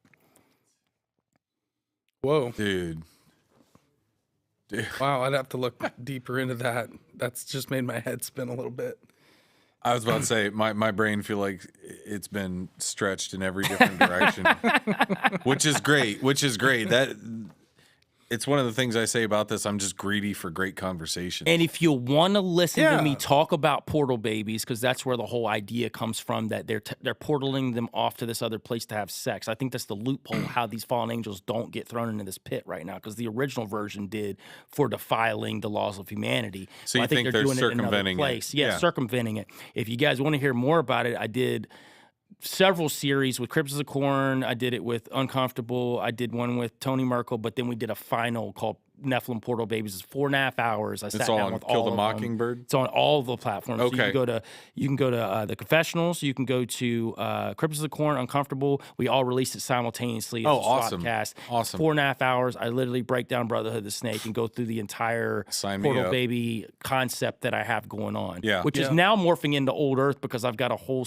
a whole thing I'm about to break down with Old Earth and what I think happened before that brought everything to the deluge now. So I think the Earth could have been reborn several Oh, times yeah. from It's before. been If you're talking obliterated. about over 13 billion years ago, Yeah. we don't know how many times there's been certain things that have happened. We can't quantify that. Yeah. So here's my overarching question. Yeah. So if we have God and then the Nephilim and then Yeah. us, and what are we? What are we in the grand scheme of it? I believe Creation. What from is the our Nephilim. spirit? What is our role in this? I believe Are we, sorry, go ahead. No, you're good. I believe, and like I said, I'm a Christian. I believe that we were created in God's image. I think we were the first to be created in God's image, and I think that He gave us something else. And I think that is important going forward, because I think this will go to a place that eventually the Earth will be reborn into something special, and I think that's going to be the end all. I think we will have a utopia. At some Paradise point. on Earth. I do think that's going to happen. Shangri-La. I know everybody's obsessed to get into heaven, and I don't really care about that. I think eventually, it'll be here on Earth. I think that's what we'll move towards, a utopian paradise at some point. Now, I think it's going to get nasty before we get there. I don't think fallen angels really want that. But I think, and again, Fair point. but at the end of the day, I feel like if you have that faith and going forward that that's going to happen, you don't have a lot of fear. And maybe that's why I'm not scared to jump in a portal or go up against whatever. I feel like I have that behind me. But again, not here to preach. For me, I've just seen a lot in my life that brought me back to that reality, because I searched all these other religions and I did all these other things. The one thing about Christianity that was a little different than the rest of them was it was about God and His connection to us. Whereas there's a lot of other gods and a lot of other things to worship in these other religions, where it becomes this kind of like pantheon of gods. And that seems very fallen angel to me, where I got to follow this one to do this, and I got to do this one to do this, and this one's going to do this. And to me, it didn't seem like that was, and I guess too, and I don't wish this on anybody, but if you have connections with entities and you talk to entities and they talk about those things to you, you get a little different visual on what that is too. Where They tell you the hierarchy? I would say in the sense of they have a certain fear when it comes to God or Yahweh. So there's that. Really? There's that whole thing as well that goes on. But does this go back to when you were saying you were able to kind of communicate with? Yeah, I would say in that aspect, absolutely. I mean, I and I've said this on Tony's show before. I remember talking to one about selling my soul or whatever, and it kind of laughed at me and said, we already have your soul. Like, that was kind of like this whole thing, this bartering thing that we were going back and forth with. And that was a moment in retrospect now, where I was like, well, they actually didn't know. That was just a false claim to make me feel a certain way, because they're all tricksters, right? They're all trying to trick us. They're all trying to trick us into what they want. But I have been on the opposite side of it, though, where these entities were coming in, and I would speak the name of Yahweh or speak the name of Jesus or whatever, and then back off. They don't have anything to do with it. And that's very telling to me. Like, why would they not want to push into that? The thing about Christianity, and I don't mean the church, like, let's get No, you're good. and let's get that really There's a clear. difference, First off, for sure. You're good. Yeah. You are not stepping on toes. I do enjoy how I not enjoy, but I like how you're extremely open being a Christian. A lot of times the walls go up. Like I've met and Yeah. debated almost, where they want to Christians want to debate you. But they don't They want to understand that it's all push intertwined. Yes. See, here's and the you might thing. be the first person that's I've met some pretty great Christians throughout the years, and they are open-minded to a certain point. But for you to say that these beings were all real earlier, Absolutely. you don't hear that from many Christians. Again, he's like, of course. Yeah, I think the original versions are in the pit right now waiting to get released. And I think that's what CERN's probably trying to do down there and open up this pit, because they're going to have to get out into this. They've had some end-time wild piece. ceremonies to kick off their Absolutely. operations. I think the original versions, like when you're talking about Poseidon and some of these like gods that I think existed, I think they were probably that first batch that really got with human women and created this version. Because even after the deluge, the Nephilim show back up again. If you read the Bible, there's like the Raphaim and like all these different versions. Really? Yeah, the Anakim and like all these different ones, right? They show back Elohim. up. Yeah, and really when the Watchers. Moses brings the people back into the promised land. This is after Egypt and all that rigmarole. He brings it back in there. When they first go in there with like Joshua and them and Caleb, they come back and all of them but Joshua and Caleb are like, man, we can't do anything, man. We're like grasshoppers compared to these people. And then like Joshua and Caleb are like, no, we're good, man. We got God. Well, because of that, Moses is like, well, we're going back to the wilderness for 40 years because you guys don't believe. So essentially they went back to the wilderness and like crawled around for like 40 years because they just didn't have faith. And then they ended up coming back, and Joshua and Caleb, and they ended up like wiping these guys out and taking back the promised land, like according to the Bible, which is pretty wild when you think about humans taking out giants. Yeah. That always gives me a little bit of faith. Like when these things come, I'm like, we got a little bit of something else that's a little bit better than that. But to your point, though, I think like these things did exist, though. I do think that even in the same verbiage, I think when the Sumerians talk about these Anunnaki, which I believe the Anunnaki were Nephilim, I don't think they were like the gods, because if you know about the culture or know about the lore at least, the Anu were the ones that created the Anunnaki. So those would be the fallen angels when the Anunnaki They're were the the top demigods. dogs, Right? living correct. up on the mothership that Correct. aren't coming down. Absolutely. That are sending the angels down to earth. Right. But I even think like the fallen angels interacted so much with humans back then, though. You talk about Mount Hermon, where they say that the original incursion happened when they created like the first batch of Nephilim, and that's really like where their whole like hierarchy hung out. This is what they did, right?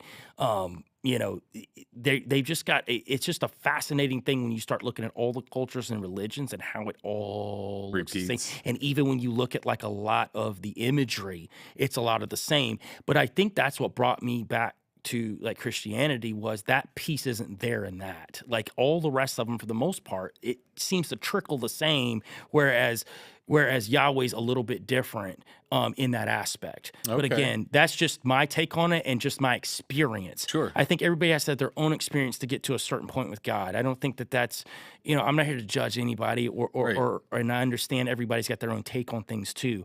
And I don't know in the end how God views how we're quote unquote judged either. Like I don't speculate on that. I'm just here to You're going to hell. speak my You're truth. going to heaven. I'm judging. We don't really know. We know like Spiteful we know what God. the Bible says, and I never thought he was a spiteful God either. Even during those like times. Do you know that what's really funny? When you look at because people bring up these verses a lot in the Old Testament. The Old Testament's the one they bang on when they don't want to like really buy into Christianity. Like, man, he was killing like babies and all this stuff like that. If you actually really break it down and you start looking into it historically, a lot of these cities where he was told to burn to the ground, the people and stuff in it, these were Nephilim cities. These were cities of these diluted bloodlines. These fallen angels lived there. Yeah, it's just what they were. This is why he was telling them to burn them to the ground, because this was like Canaanites. correct. Yeah, and those were giants. Like these were all giants. Right. Yeah. Which is wild when you think about it. I do think they're coming back. I think it's going to be part of this like crescendo of wherever we're going on this earth, where everything gets to the max. I think that they'll come. I think it's going to be more of a good thing, though. I don't think it's going to be viewed as a bad thing. Like, I think the trickery is going to be kind of like it was back then, where these were these gods. Like, you got the demigods, you got the gods. Right. But I think they're going to do it under the guise of aliens. I think that's going to be how to sell the modern crowd on it. Right. Is aliens. Like, this is what they are. They're from somewhere else. Correct. How easy is that to be if you tie them into science? So, but that all depends on then as Soft well. disclosure, Jay. If the Nephilim, if they do come down, they got to go with the story as well. Then, so is that? But are they coming down, or are they just moving through dimensionally? Well, is that the whole contract then as well? Of hey, we're telling them it's aliens. Absolutely. Tell them you're aliens. Yeah. We can't. You know. Absolutely. With the I think meeting so. I at think the you're Air right. Force Base. I think Part of the script. And I like what you said there too, and I go to this to people as well. I think there's only a select elite that actually know they're fallen angels. I think the governments think they're aliens, and I think they're all interacting with them like they're aliens. I think the governments are also preparing if they were to attack on us too. I think there's the double thing there. They've been too. here this whole time. They're not go back to- necessarily Right. the alien. They're these higher vibrating or higher dimensional in terms Right. of, you know, if you want to call them like super beings, but Right. they've been here the whole time. Yeah. You know, maybe they're down in the inner earth. Maybe they're down Yeah. Oh, I love in Hollow Earth. Don't in get Mount me Shasta. going there. You know what I mean? Dude, Like, Yeah. you have these reports of Very really fascinating. strange advanced beings and being taken down into the earth, and you know, are those the Nephilim that are just they've been here the whole time? Well, the Judaic mystics think that Garden of Eden is in the earth. They think Shambhala. that when Really? Adam and Eve came out, and there's a whole and I'll actually send you guys the I actually got the transcribed version where I was like reading through it. It was really cool because it's a story about Abraham and where Abraham and his whole family line's buried. And this is actually true. You can go to the place where it's buried, where his family's buried. But why he buried himself there is, the story goes, he follows his goat or sheep, I can't remember, into this cave. And they keep going all the way down. And he's like, this is crazy. Like this whole, like the world, like the inner earth's opening up, right? There's a body of Adam and Eve down there, and Adam gets up and tells him is that you can't go any further. Like the Garden of Eden's back here. You'll run to the cherubs. You can't get in anyway. And that would make sense in the sense. I'm not saying that part of it's true, but it's part of the lore, right? But it would make sense though, because if you think about it, they say the cherub guard the Garden of Eden. Well, if it was here on Earth, right, we would see it, unless it's in the North Pole. And I know a lot of people think that too, maybe, right? But at the end of the day, it has to be someplace secluded where we can't really get to. Right. So if it was in like inner Earth somewhere and there were cherubs guarding it, obviously we wouldn't know about it. Like we can't get down there. Yeah. Or the people that Right. can get down there aren't telling us. So you got that going on too. So Yeah. I just thought it was an interesting concept. Yeah. I like that idea of it, and there being a lot of things in the Earth. Yeah. I know Justin from Cryptids. He's not big on hollow Earth. He does think there's massive caverns throughout the Earth too. Yeah. Which there are. Which absolutely, we Yeah. know that's a fact, Right. right? We know that's a fact. Right. But I think inside the Earth, there's also this interdimensional gateways as well. I think you've got these portals within inner Earth, and I think maybe that's what you were talking about earlier about these parks where maybe you go down in and there's these portaling systems that they're guarding or they're using, they're harnessing or whatever, they're moving in and out between these dimensions. Who knows what they're bringing back Yeah. or what they're sending? Yeah. We don't know. Or those open up there and it's a hunting ground, or, you know, just because, again, with the 411 and Politis with the hunted, how many people just go missing in national Well, they're parks. just walking into portals and not cave even knowing it. systems. Yeah, you cave know. systems that are underneath God, the I parks. want to do that so bad, man. I just want to walk into one accidentally. That would just, I would love How would we get a report back? I Joel don't will never know, see but I you would again. be in All I this can see is you place. and Mark Wahlberg in Planet of the Apes, and Joel landing on the beach like, where am I? What? Damn it! I shouldn't have said. Paul Giamatti I'll as be an the one orangutan. jumping in the portal. I've never met somebody. This guy right here. I've never met somebody. I see a portal opening up. I'm the guy that's jumping in. No one's ever said that. I At least swear, that I I've hope I hear met. that metallic sound. They say when you hear it, though, it's like Yeah. you're supposed to hear that metallic sound. Wah. Oh my Yeah. God, I'm running straight for it. I can't wait. That'd Dude. be awesome. Like I said, I didn't think. Can of I a be there with a portal, but camera? I definitely thought of the UFO scenario multiple times where I've contemplated it, like, because really, I sit there and you look up at the stars and you're like, God, I just wonder, like, there's so much to wonder about. Now, here's one for you. When yeah. we were talking about Christianity, right? There's been a lot of people that were about to be abducted that called out in the name of Jesus or Yahweh, and they backed off and they left. There's been multiple reports of that happening, and that's even with the ones that come in the room, and levitate and try to pull you out. There's been so many reports of that, and that kind of kicked to me in my mind the fallen too. Angel stuff. That as well, and that's part of that thing where I'm like, they literally fear this. Yeah. Why do they fear this? Also, when I started digging into a lot of the elitism and matter of fact, I'm gonna pull this up real quick. Yeah. Go for it. Do it. I'd say I'm not gonna pump the brakes. Nope. Jesus. We just went past 2 hours. We're at going strong. This has been great. Yeah. It's been so awesome. That's what I'm saying. Like, I know when I get fired up and I feel it. So It's on a train. keep it running. Yeah, absolutely. Had to get another wiki. Well, we're both on 2. Oh, it's all good. I'm Feeling having good my about it. computer's rebooting right now. I don't know. It's No worries. Oh, it's probably all right. because I've been having it sit there forever and didn't do anything with it. No That's problem. all right. Man. But to lead into this when I pull it up, because I've actually got these 10 commandments. It's pretty interesting. This is something that I bring up a lot of times when I talk about Christianity and how it correlates on the opposite end of why they try to get rid of it so much. Why it's like a concerted effort globally to get rid of it. And when I say Christianity, again, not the church, I'm talking about living a Christ-like life or bringing Christ into the conversation. I feel like that there's just this goal, this masterful goal to always get rid of it. Again, I think they're trying to get rid of all religion because they want to create a new religion. I think this is this whole alien religion. Absolutely. Yep. Isaac Weishaupt talks about that a lot. Yep. Though. And I totally adhere to that for sure. Yeah. Yeah, I mean, And I totally agree with that part of it, but there's this, and it's funny because Sean's not a Christian, and he and I debate a lot on the show. But it's funny, the past couple months, he'll come to me, he's like, man, I don't know, man, kind of I ran into this right here, man. And kind of like they really are kind of like really pushing hard. He's a big Raiders fan, and like Derek Carr is a big Christian, and man, they did a really hard line thing on him this past year, like really trying to get him like kind of screwed up with like, the whole. Yeah, I mean, he had a pretty decent season, and they really worked hard to get him out, and kind of did the same thing with Tebow. It was kind of a big thing there too, which was really weird, you know. And I'm not saying all that stuff. Sometimes you just suck, right? But it's weird sometimes when you run across these things. But this particular thing that I ran across about a year ago really opened my eyes. And you're talking about who were you talking about earlier? We were talking about Theosophist. Blavatsky. Blavatsky. Charles And this Ledbetter. ties into that too. I was about to say, I'm still a Tebow fan. At least he sticks to his He's guns. just a nice guy, man. You can't knock You like can't that guy. knock him. No. And that's the whole thing about he's it, not a Joel. mean Like, dude. I never have a problem with somebody. Like, if you espouse it and you're trying to live that life, I'm always like, if you're out there trying to make a world a better place, great. The only ones I get really frustrated with are like Fundamentalists. the mega churches too. Right, Like, exactly. You have a flood and Joel Flying- Osteen doesn't let everybody in the church because flying it's a like private Get me jet. started with that clown. but you see what I mean, right? Like, so there's all these different vantage Always. points where you see people kind of getting robbed with their faith, and it's like, it's Yeah. cool if you're sticking to your guns and it really makes you a better person. That's why I can't knock Tebow, man. Like, Yeah, it's the 10-point plan by Alice Bailey. So if you know about Okay. Alice Bailey, Alice she Bailey. came right after.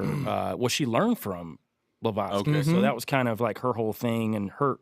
So anyway, she helped create this 10-point plan that also ties into the UN. We were talking about how this ties into this whole Lucifer printing. I'm gonna pull this up in a minute too, so you guys know about that. But this is crazy. This 10-point plan that she helped create, and this is all a part of what they try to do. The number one was take God and prayer out of the education system. That's literally like their number one point that they start with. Separation church and Yeah. state. Then you got reduced parental authority over children, which, God, man, look what they're doing now. They're doing a lot of that with what they're doing in the schools, brainwashing. Can I add to that too? Yeah.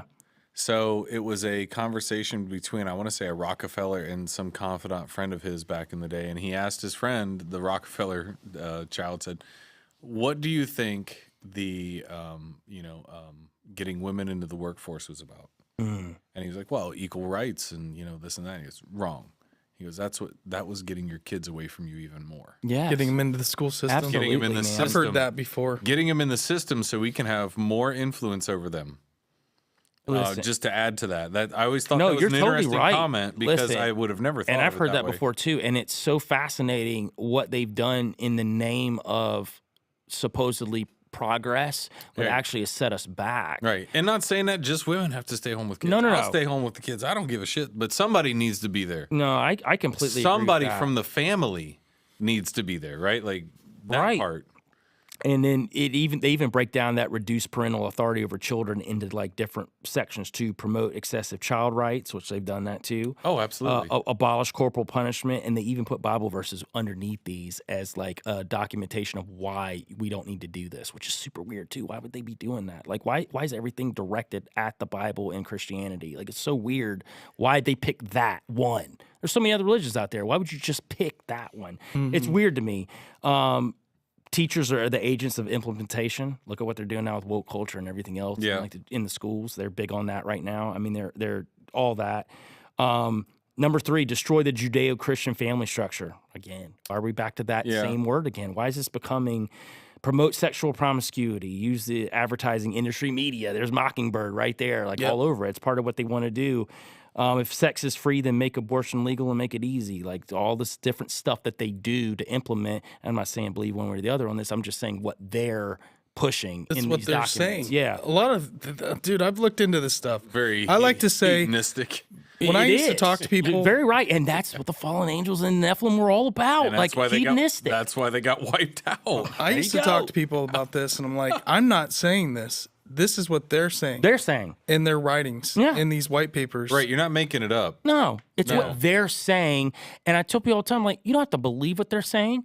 You don't even have to believe what I'm saying about what they're saying. Read a page Just of know Crowley. that this is what they think. Even if they're not Yeah. right in what they think, that's what they believe, and they're acting on what they believe. Right. You don't even have to believe that these elite bloodlines exist. You don't have to believe they're Nephilim bloodlines, whatever, but Yeah. they believe that they are. Right. And they're acting on what they exactly. believe, and they're moving and shaking on us because of what they believe. Well, and that's where your consciousness creates reality at a certain level too. Yeah.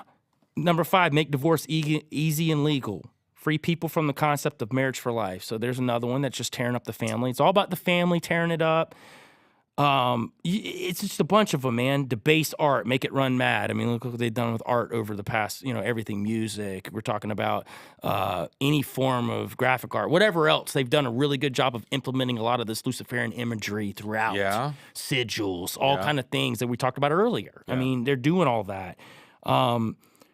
Here we go. Create an interfaith movement. Promote other faiths to be at par with Christianity, and break this thing about Christianity as being the only way to heaven. It's so weird. Why is this such a targeted thing? And this is from Alice Bailey. Like, this is from the Theosophist who connected this into the UN. This was part of what originally what they wanted to move into the UN. This whole ideology.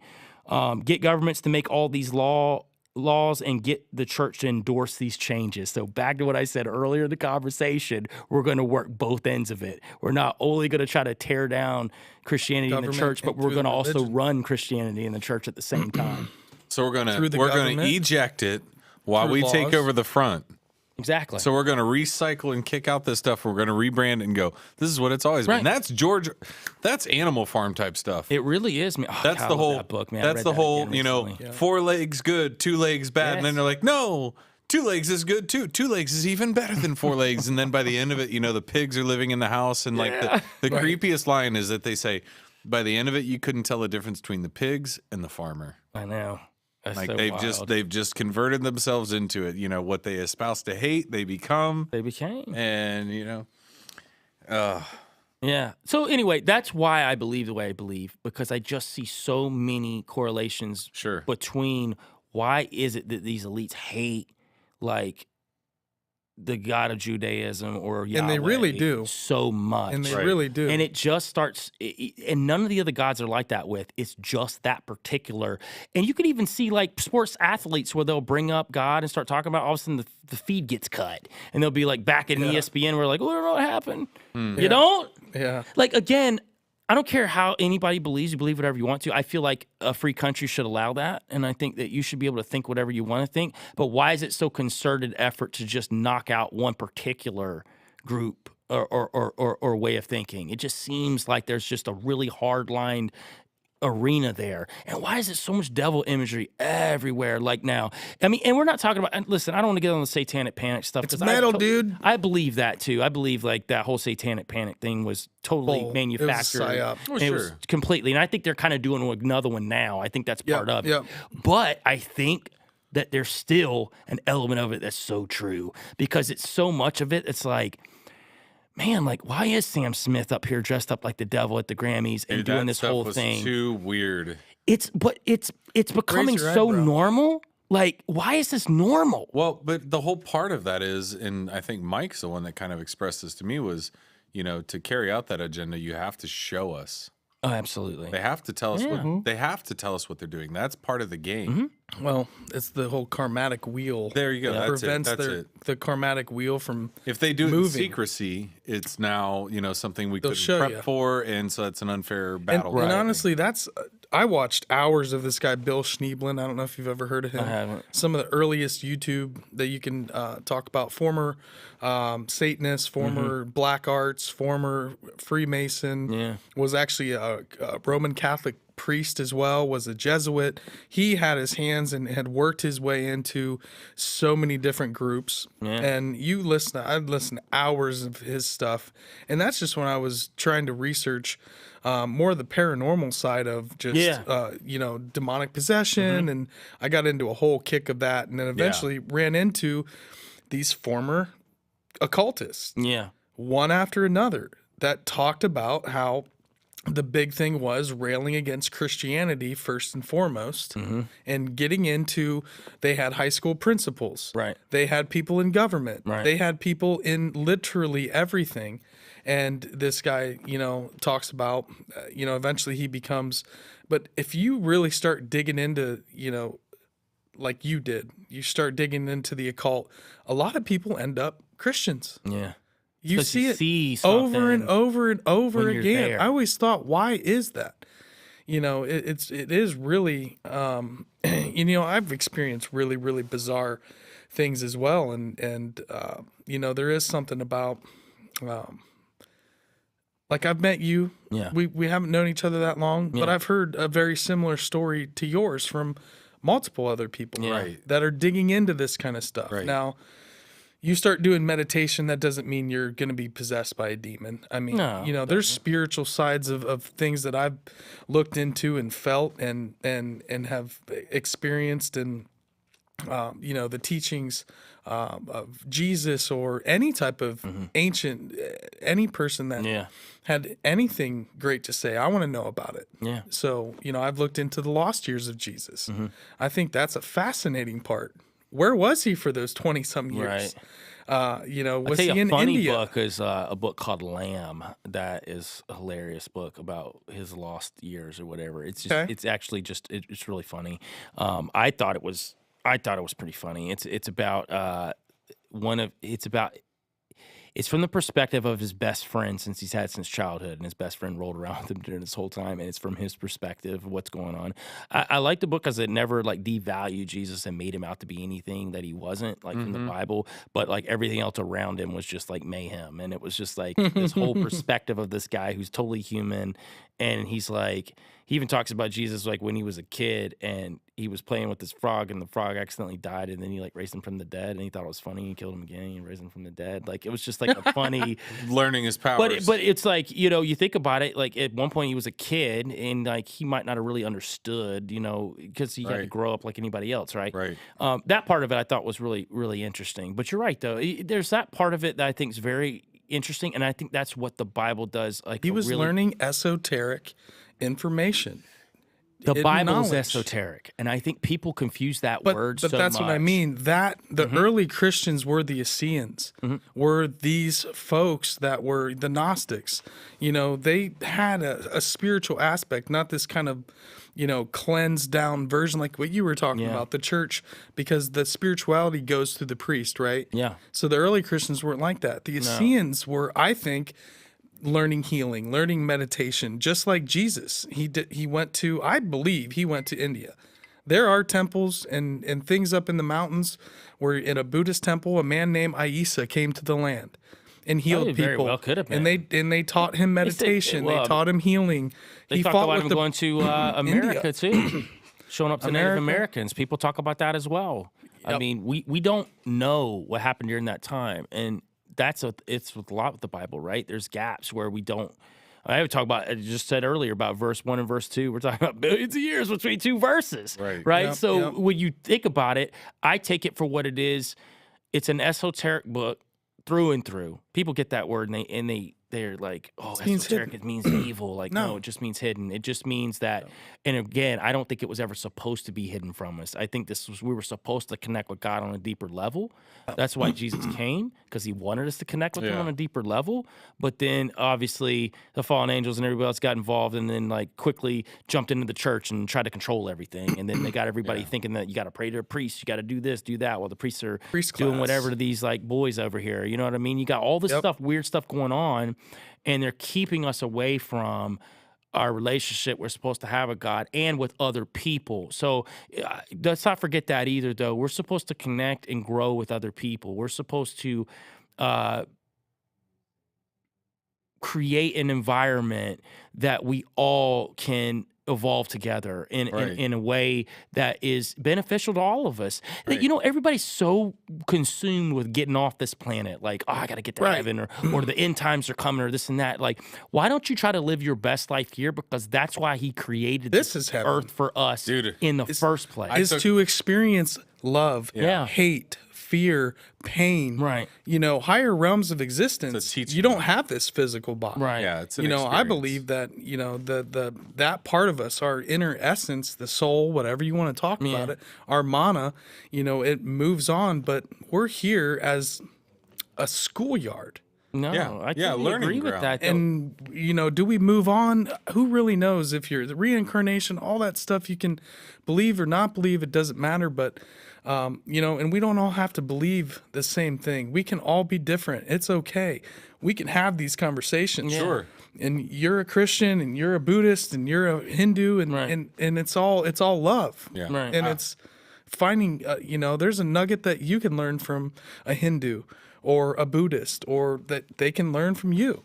And many Buddhists and Hindus actually have writings about Jesus. Yeah. You were talk talking about about the body and how, when your soul leaves the body or whatever. One thing though the Bible talks about is like you're gonna have a new body. So at the end of the day, again, new earth, new body. Again, he doesn't really ever want us to leave here. This was something that was created for us. Yeah. And I think that was supposed to be eternal. So I think it's something we need to realize. Whatever you want to call it. That we need to realize with that concept of, let's get out of this whole thing of like trying to get out of here and try to ascend and whatever. Listen, I love getting into esoteric stuff and getting down that rabbit hole. But I'm with what you're saying, because I took my dog for a walk before today, and like not too long of a story, but just with some back issues and pain I've had, shit wasn't fun for a long time. Yeah. Walking my dog was not fun. Getting up, moving.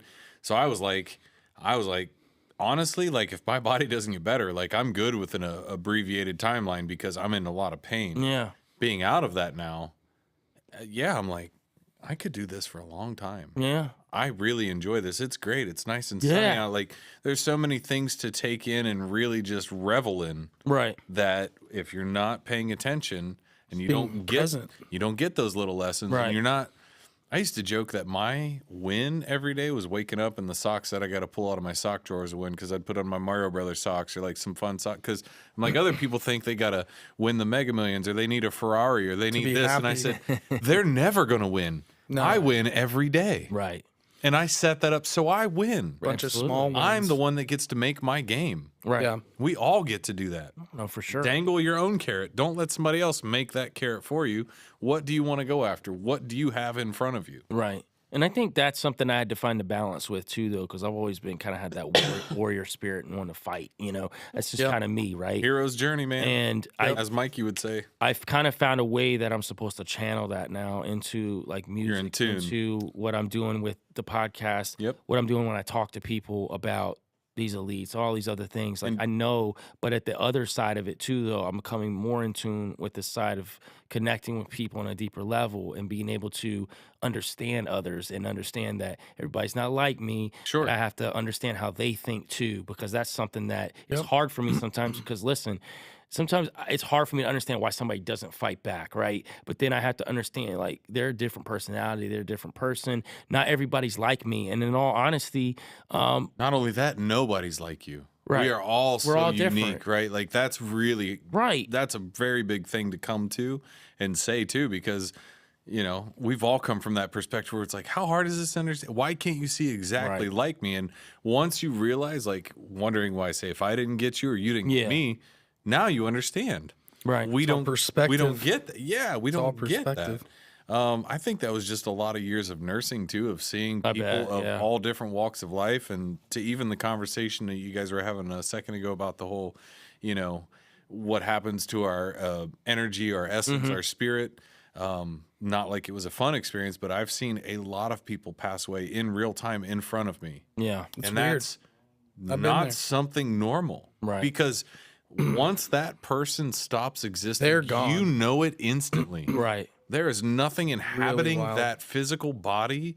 It is gone. It might be floating in the room or what. They're not there anymore. No. Right. That person I knew as grandma, Yep. my grandmother, I was right there at her bedside. Yep. And when she was gone, dude, Yeah. she was gone. And that essence is gone. And it's just- just a shell. Yeah, it doesn't even The look like it. machine. It's weird. It's really weird. So that's given me a lot of perspective. Yeah. And even so is also, sitting there, how we all kind of project out, we're going to get 70, 80, 90, who knows how long you get to live. So the other part of what you're saying about enjoying it is every single day you wake up and you get to participate, that's as much as you should be expecting. Yeah. Because you don't know when you go to sleep at night. And don't you waste might be it. one of those random somebody that, you have a weak blood vessel, who knows, in your brain or something. We really don't know that. Yeah. And that's the whole thing of projecting out further where I'm going to be here. I don't know. So every day to me is like it's just been created. It's like, Right. again, like today's Saturday, but it's not the same as last Saturday. It's just a made up word we said to keep us in line. It's all a bunch of nonsense. We're on this linear timeline that's just shooting us straight forward the whole time, and we have to recognize that, like, Right. be aware that you're here. and be happy Unless that you you're think here. it's all like Marvel and it's like Kang and he's got us on like a million different timelines splintering. Yeah. There's a million different Joels ranting about the elite in slightly different ways. There's the Christian Joel here in this reality. There's the Hindi Joel in that reality. But it's all just ranting about the elite. And we're all battling Smithsonian J at every turn.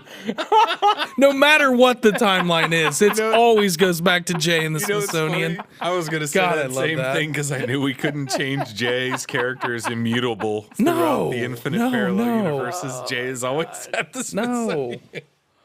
Guys, this has been fun. We've been going pretty strong here. I know.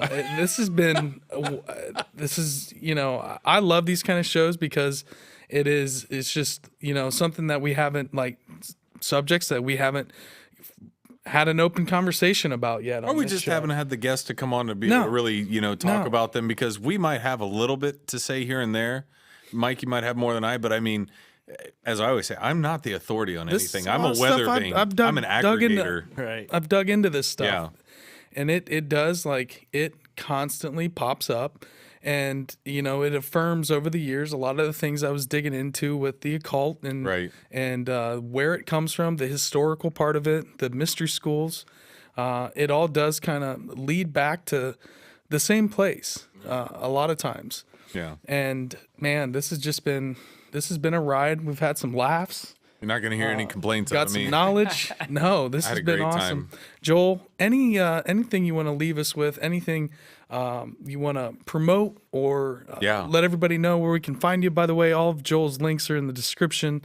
So if you guys want to find him, make sure you hit those. Check them out. Yeah, if you're looking to find me, you can find me on Spotify, Apple Podcasts, Podcast 2.0, Stitcher, any of the places you find podcasts. You can find Kill the Mockingbirds, myself and Sean Chris. We have a show. It comes out every Thursday, 12 a.m.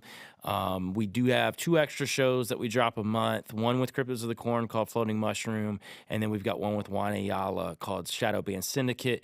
You can catch us there. If you're looking for my music, you can find that anywhere, Spotify, Apple Music. Literally, there's like 30 different platforms that play it. Look for Joel Thomas. You'll find me there. There's no other Joel Thomases, so you can find me there.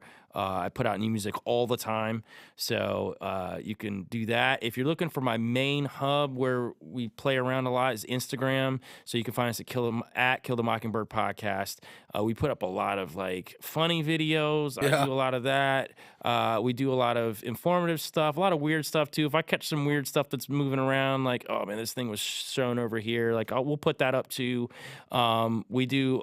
You can actually subscribe to us there on Instagram, where I do a lot of these like green screen reels. I do a lot of really cool stuff. You do there. some neat things. Yeah. Your I've reels seen are a couple dope. of them. They're really great. So we do a lot of that, a lot of fun stuff there. You can follow me at Van Tesla Music on Instagram too, where I do a lot of like music reels where I'm either rapping or singing or whatever. You get to see the lyrics too. It'll guide you where to find the music. And you can find me on YouTube here at Van Tesla Music, where I've got music videos up too. So we should have some more stuff up pretty soon there as far as music video wise.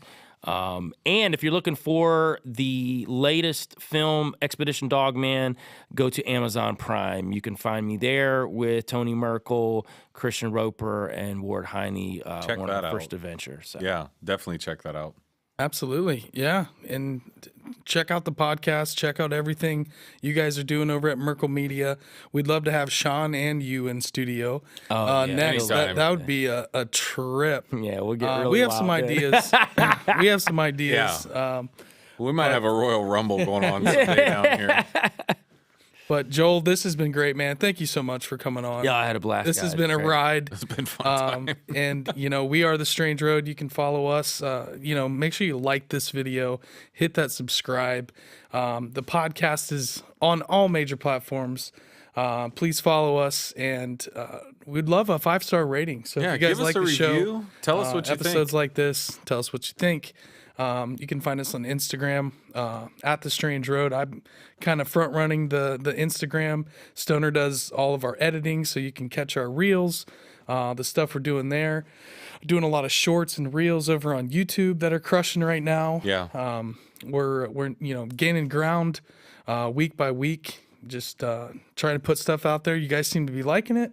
So we're going to keep doing it. I'm having a good time. And keep having awesome people like Joel and everybody else that we've been coming in contact with the last 2 months. We've had a blast.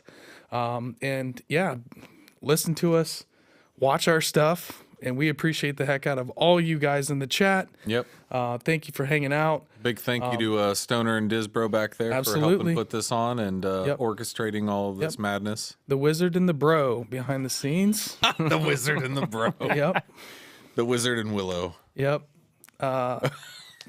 Any other last words, Bub? No. Good time? All right, let's wrap this one up. Always. All right. Take us out, Stoner. Till next time.